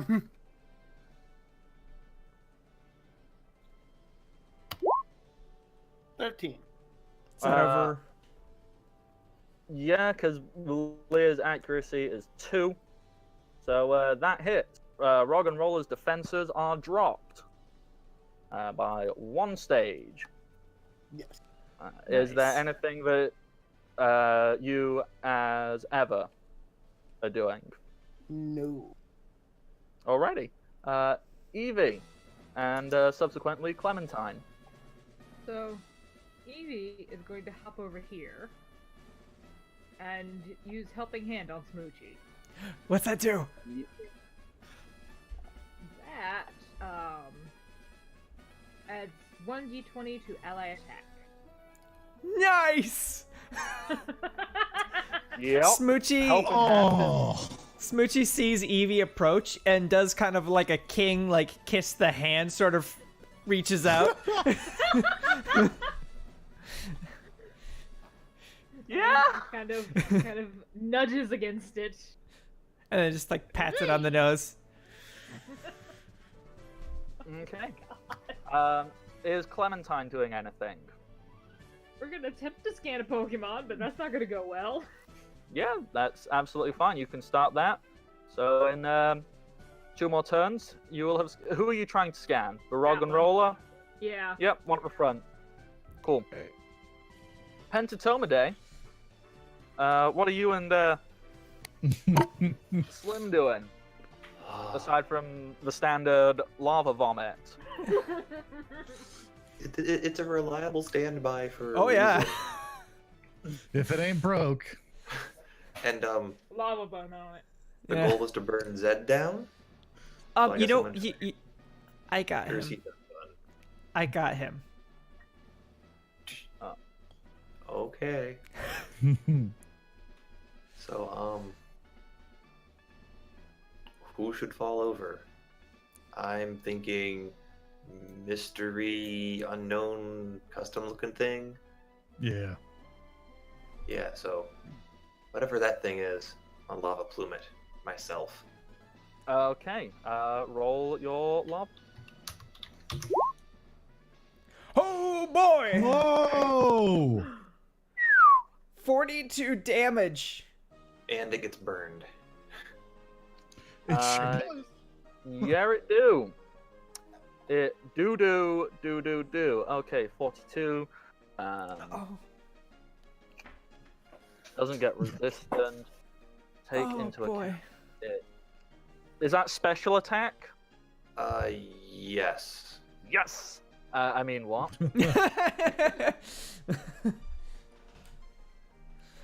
Oh boy. Yeah. That is a really strong hit, and normally it would look like that would do a substantial amount of damage, and it has. Just this thing seems able to shrug off quite a lot of it. Seems quite capable of dealing with what's the word I'm looking for here? With mental attacks as such. Anything which is not physical. Because physically it looks quite weak. It looks like if you went up and punched it, it couldn't defend at all. Thanks. But yeah. So that's happened. And what is Pentatomide doing? Yeah, now we figure out the Is- Pokemon in the Pokemon battle. So Pentatomide is gonna burrow up beside it, and I handled the special attack. Pentatomide is gonna handle the regular attack, and we're gonna Fury Swipes this. Okay. Ooh. This is perched on the shoulder of the big rock fellow. So you would have to get past the big rock fellow to reach it. Does a jump of 3 count? Yeah. Okay. It's gonna jump out of the ground and Fury Swipes the bastard before landing. Okay, go for it. Oh, it's so cool. Like Birdo and then explode. Oh. That hits. Okay. So that first one hits. Second one hits. Third one hits. I'm gonna spend 5 HP to re-roll that attack. Because I mastered fate at time in himself. So, yep. The The hit. fourth one hits. And fifth Okay. one hits. Oh So- boy. Oh. Okay, so I need to knock off. Got a calculator here for you. No, it's fine. Oh, It's quite easy. Oh, you got it? Okay. So, First one sessions. 8, It falls over. 12, 18, 24. Oh, no, wait, not that one. That one missed. So not that one. So it was 18, 22, 27. Yeah, it falls over. 7 damage. Nice. I'll teach you to resist my lava barf.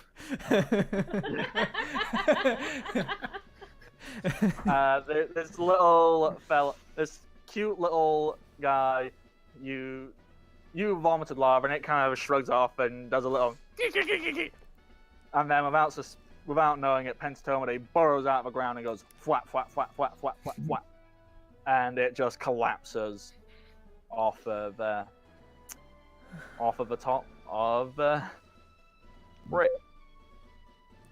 So 1 down, 4 to go. Poor Leech. Metzi will be thrilled. I'm going to lean down and give Evie a pat on the head, and then pick up Smoochie.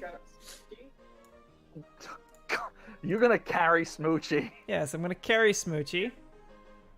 Oh, that's so mean. Whoops, hang on. So I move up to here. And then I set Smoochie down right here. And I'm going to intimidate Zed with my Smoochie standing there with a switchblade, pointing it at him and looking eager. So I'm going to roll charisma to intimidate him to just surrender. We win. Do I get any bonuses for breaking buildings or anything? Anything to do with intimidating right now, you have advantage. Okay.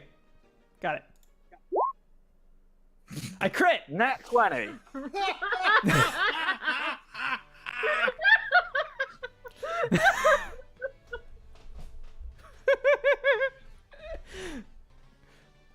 Oh my god.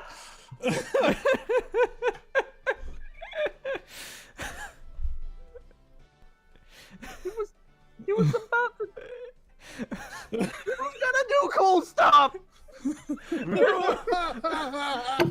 Listen, we're the funny characters. We do the cool stuff here. Don't play anymore. If I fail this, Smoochie is going to attack him. It's a nat 20. You win.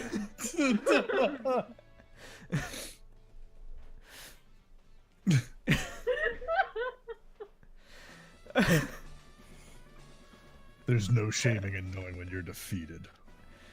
Utterly. Yeah.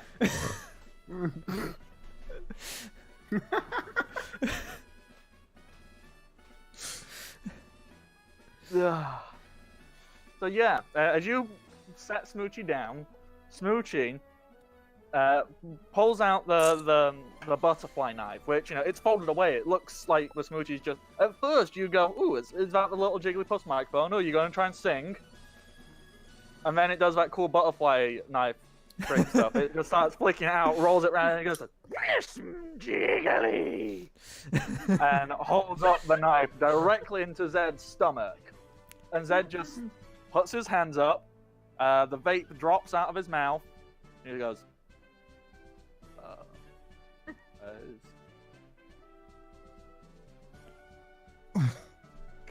can you not, like, kill me? This is just my job. Did we win? If I say yes, will you put the knife away? Yeah. Yeah, you win. Hey, we win. Yay! Awesome. I want to So- roll the attack just to know the numbers. Yeah? If Smoochie stabbed If Zed I had in the stabbed stomach. him, I would have hit him for 31 with my knife, and then I would have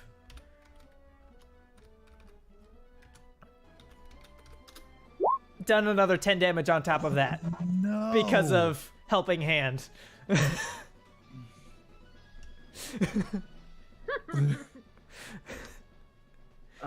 it a good thing he surrendered? Mm-hmm. Because the Poke-Taker would be dead right now.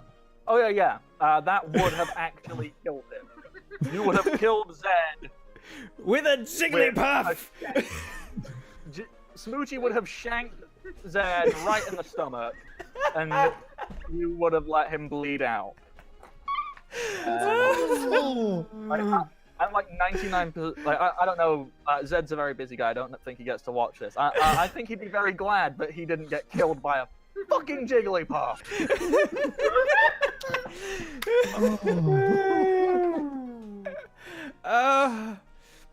So Jigglypuff puts the blade away, quick, and then holds out a hand. Just Yeah. So he reaches into his pocket. He gets a little box, opens it up, and there's a bunch of badges in it. These badges are all shaped like sarcophagi. oh, that's cool. He goes, okay, Yeah. Here you go, everyone. It's the. So I step tomb bag. forward, pick up Smoochie, and shake his hand. Thank you very much. He reaches down and shakes Smoochie's hand while sweating. Thank you. Poker Okay. Taker just like claps him on the shoulder. Hey, thanks. Good fight. Clementine just runs up against Unwrapping the barbed wire slowly. Smoochie rushes over and gives the badge to the Eevee. Aww. Okay, so experience. Each one of these numbers I'm going to read out. You multiply by 30. So someone with a calculator I gotcha. be on hand. So for the Grimer,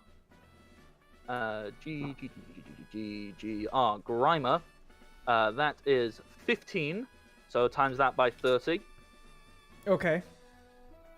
For the Graveler, 30. Okay.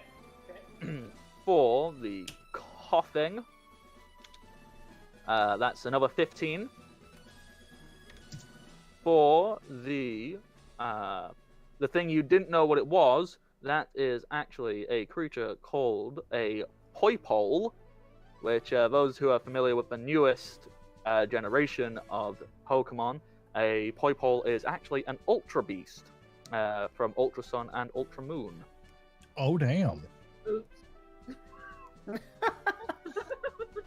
So, Poipole is 100.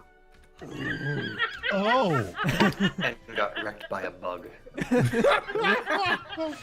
In its defense, It it didn't also have got enough? rocked by a rock tomb and lava vomit.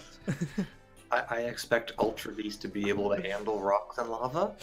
Maybe my standards are just too high. Rocks fell, it died. So, Lava fell, it also died. An angry locust showed up, and it still died. and the Roggenrola is also 15. And So then times that's this times 30 and 100. 30. Each one of those times by 30. 5,250 XP.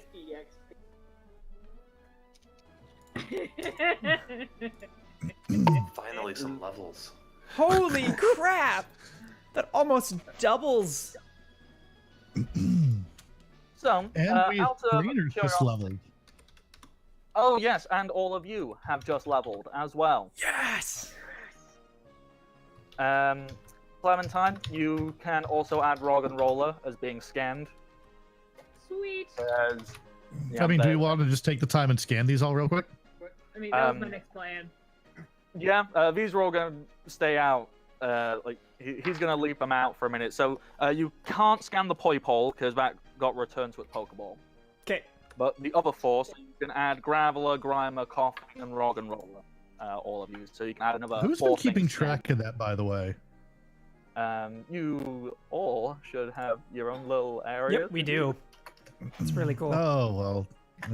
Wait, I'm just going to go off of someone else's. I'll help you guys. Thanks. I'm pretty much going off yours. I know you are 2 behind. Well, everyone is 2 behind Amelia, at least. I would imagine Right. I'm a few more behind. Yeah. 4 more Pokemon, Emma- and I level up again. How many more? 4 more. 4 more. Okay. What is the? Oh. Bardic, I have great news. The Penstomidae is a high enough level to for a thing to happen. He's 21. I was just gonna say Oh, this is damn. actually perfect. So, anybody else? Well, the only other one is Eevee. What is the minimum level Eevee needs to evolve into one of its friendship ones? So let's quickly check Eevee. Because what level is Eevee now of Sorry. all of that? Bless you. Hang on. Oh. No, never mind. They changed it in this. It's not friendship. You need a stone, so Eevee's fine. Oh, I have a heart scale. I Yeah. think that's the one you need for Sylveon, right? Because that's what I'm gonna do. Yeah. You can do that at any time, really. Yeah. I was waiting for something, I don't remember what yet. But as soon as I do remember. If I haven't given you a heart scale yet, you haven't found one of those. So, if that's what you're waiting for, you don't have that. No, because that was the item for the trainer item Yeah. that we picked, like the metal. Oh, you picked one to begin with. Yeah. Ah, clever. Okay. Well, this makes life very easy for me because it's only one of you who's dealing with evolving. So here's a tiny bit of news. My Jigglypuff could have survived all those wounds. Oh my god. Jigglypuff is a tank. Yeah. Like, Hey. competitively, Wigglytuff and Clefable are some of the best hit point tanks you can get outside of legendary Pokemon. Like, just in general, they're And probably fantastic. Chansey. Oh, and Blissey, obviously, yeah. Yeah, Blissey. Yeah, she has 96 hit points. Yeah. In the actual real life Pokemon game, I run I have two different competitive Clefables. They never die. they just don't. I haven't made a competitive Wigglytuff yet. That's on my list. I might get into that at some point. Oh boy. So we won in a single round of combat. Yeah. This was amazing. I loved this so much. Oh, so good. Jim. Yep. Pentatoma Day. Something weird happened. Like, you're 99% certain that he didn't take a single hit, like, at all. But as Pentatoma Day walks back over to you, you see a rather large-looking crack in his back. Mhm. Do you do anything? What's Do you, like, going on, pick him buddy? up? Do you... Yeah, I'll pick him up. Like, what's going on, Yeah. buddy? That's As you pick up Pentatoma Day, you feel like his skin is really dry and brittle. And as you pick him up, the crack widens, and a really bright light emanates out at this moment. And you're fairly certain you hear some music in the background going dun dun dun dun dun dun dun dun. And as this bright light finishes emerging, out of the back, like, no longer in your hand, like you're still holding something in your... But right in front of you, you see this very speedy flying cicada type creature with like a ninja mask covering its face. It looks and goes, ninjas, ninjas. Then the husk in your hands moves. And it's these large, adorable eyes kind of blink slowly as it kind of leans back and looks up to you. And you can see there's a small little halo formed above its head.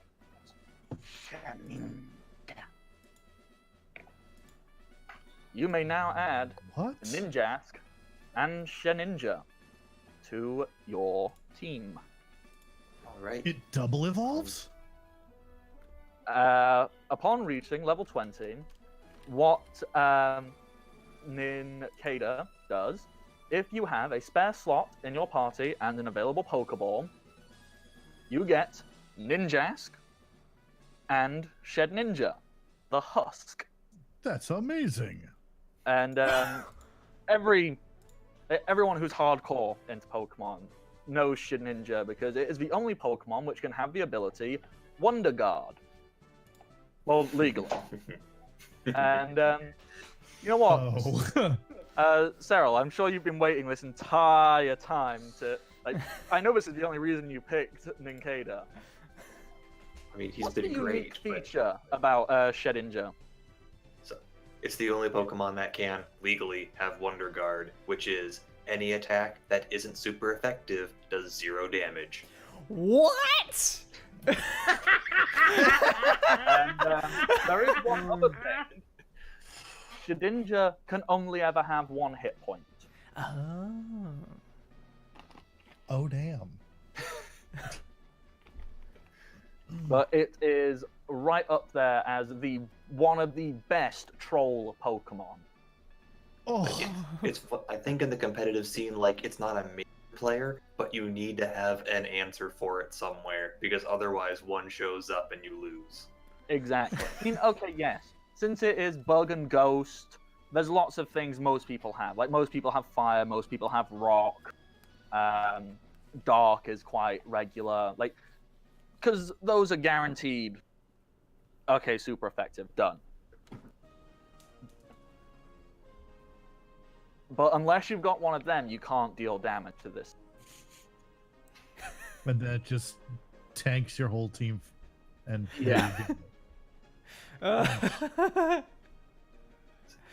Oh The boy. other So, answer, I think, is status effects, because an attack might do no damage, but if he gets poisoned or burned, that'll still take damage on him.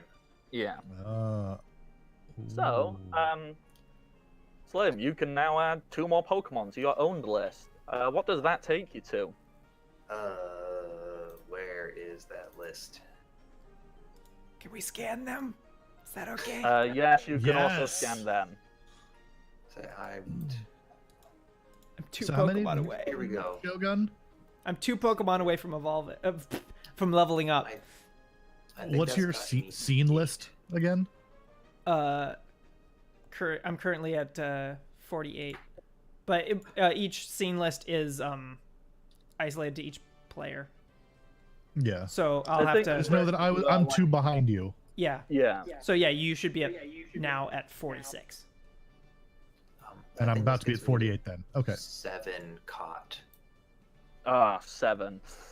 'Cause if this had pushed you over to 10, you would have gained another level. Yeah, but I was holding off on catching them, so I'd have the space for Shedinja. Yeah, Wait. that's absolutely fine. So, then during downtime, we need to figure out this IV thing, because neither Ninjask nor Shedinja have IVs that let you legitimately use the points I spent on it before. I did double check that when they evolve, they're set back to 0, and you have all of the points they have in levels. So you take their base stats, obviously apply the nature, and you've Is it now the got same 21 nature? points to spread Or across is- their. I think, yeah, Shedinja keeps the same nature. Otherwise, it'd be impossible to breed a competitive one. Okay. Let's see, what's that nature? Hardy. You'd be useful for Shedinja. Just be Think glad of it wasn't a safety. HP affecting one. That's Hardy. Hasty. Raises speed, lowers defense. I'm okay with this. This is a good Shedinja nature. That's also very good for Ninjask, because Ninjask doesn't need defenses. Although you're just abandoning that now, you don't care about it. Oh, you killed Bendidomene Soul. Here's the zombie, go get him. Ugh. I mean, we're coming up to about time now, so there's not really much more we can move on with. Out of curiosity, what is everyone looking at level up wise? Like what I'm trying to level As into. trainers, yeah. Yeah, I don't know yet. I mean, I Just got my gonna- 3 classes I can have for now. So is this going to be have a good solid look and decide? Yeah, because I'm working towards being able to get guaranteed breeds. I just need to raise.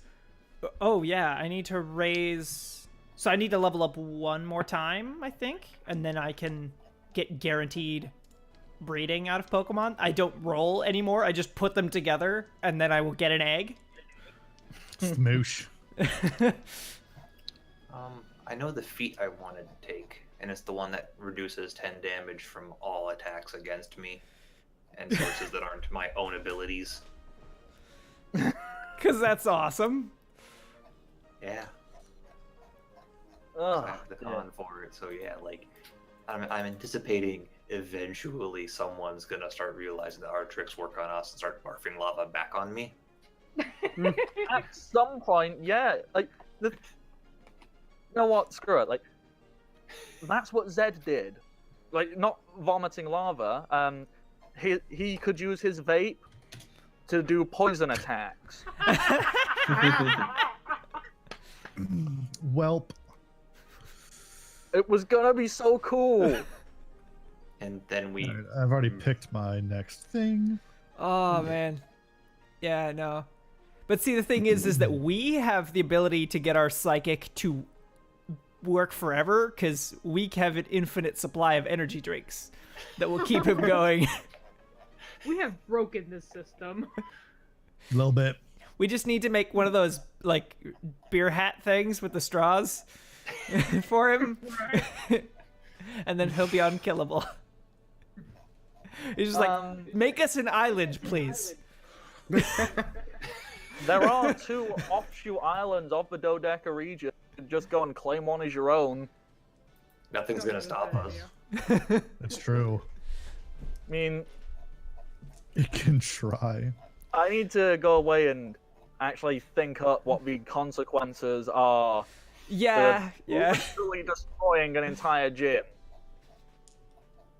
I mean, Zed seems pretty chill about it personally. To be fair, it's in Roguesport. This is true. It might be in the criminal town, but Also, obviously- What are they gonna do, call the cops? And Clementine would feel bad enough to be like, we can help you repair it, though. Zed just kind of looks back and goes, It looks better right now. Like, you know what? I can work with that. It's a cool Sweet. story. No, I'll just change the gym up. I don't know, make it go underground or something. It's cool. That'll make it a real tomb. Yeah. I'll figure it out. It'll be cool. now what should be playing is Don't Stop Me Now by Nidoqueen. So, since we're pretty much at time, does anybody have a final cool thing they would like to do?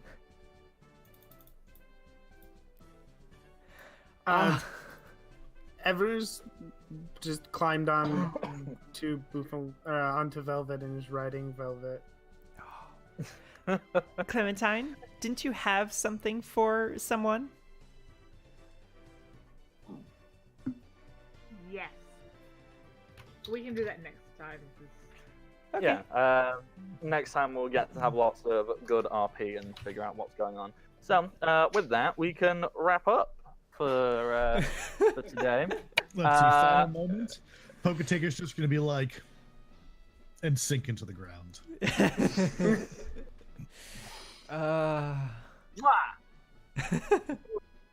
Chef Best kiss. game ever. It kind of is. So, hey, thank you for tuning in and enjoying this special kind of nonsense. If you are interested in playing this special kind of nonsense, the game system is called Pokemon Tabletop Adventures. It's 100% free. It's fan made. You can Google it, and it takes you to a forum, and you can get access to all of this stuff. You can play an actual serious version of this game, which doesn't turn batshit crazy. Or Why would you can- do that? You can do me and just let everything go wrong. But thank you for showing up. I am the Bardic Knock. You can find me on Twitter, on Patreon, on Twitch, and on YouTube, all under the same name, the Bardic Knock. It's right there. Do it. It'd be very kind of you. Please and thank you. Welcome to the Party. You can find them on Twitter at Welcome Party RPG, here on Twitch at Welcome Party RPG, over on YouTube at Welcome to the Party, and in a lovely Discord, and a link is down below. So, now is the time where everybody gets to plug themselves quickly. So, Teddy, where can we find you if we wanted to stalk you over the internet and see other things you do? Well, you can start Twitter, Nerdy Teddy, and then I'm here all the time. Wednesdays for Leverage, where I get to play the hacker. You can come see me wear these ridiculously big glasses. Other than that, Thursdays is Pokemon, and alternate that with Shadowrun. That's all and then there's just November 4th, CageCon, Cancer Awareness Charity. We're playing Savage Worlds, Runepunk. It's a steampunk fantasy setting. I'll be running that. And it'll technically, it starts at 12 a.m. CST, and it'll be 5 hours thanks to daylight savings. That's all I got. All right, that's awesome. Michi, what about you? Where do we find more of you? You can find me on Twitter at Michisaurus. I talk a lot. It's weird. You can also find me here every Wednesday for Leverage and every other Thursday for Pokemon. And Shogun, what stuff do you do? I am Shogun117 on Twitter, and I run the Mimic Nights, which is every other Tuesday, specifically every second, fourth, and rare fifth Tuesday of the month. So this next Tuesday, we're playing. I run the Shadowrun game that alternates with this game. So every other week it's this. Every week that it's not this, it's Shadowrun, which is a drop-in, drop-out game where you can commit to as many sessions as you're willing to. You don't have to commit to a long-form campaign, which I know a lot of people just don't have the time for. So contact me in the Discord if you want to learn about that. And then, yeah, that's all the stuff I do. And I dropped a link in the chat for my wife's webcomic, which is based in the Shadowrun universe. Yeah. It's good stuff. And finally, we need to come up with a title, like a title for Poker Taker, like Pyramid Breaker, Tomb Smasher. Poker Breaker. Oh my god. You essentially did like a tombstone. Yeah. To the fucking... I did an anti-pile driver. Yeah. So yeah. Where do you find things that you do? Hi everybody, I'm Capjack, or at Captain J Cross on Twitter. You can find me all over the place here on Welcome to the Party. Like Shogun mentioned earlier, the second, fourth, and rare fifth Tuesday, which is this coming Tuesday, is our Mimic Nights game, where I will be playing Lucian, the Tiefling Warlock. Alternating Thursdays with this game is the Shadowrun game, again with Shogun and Nerdy over here. That is where I play my namesake, Capjack, the orc. I don't even know what to call him anymore. He's not entirely a street samurai, but not entirely a face either. Yeah, he's Capjack. He's a fixer. He really is. And then on Fridays, I'm playing Galen Winterfell, who is the half-elf warlock former guard now. Thanks, Levlin. So yeah, come and see us tomorrow for Dragon Dark Days. Ooh. Okay. Who are we sending the raid over to today? Scraticus. Oh, wonderful. So we are going to go raid them, and until then, thank you for showing up and watching this nonsense, and until next time, happy adventuring, everybody. Bye. Bye.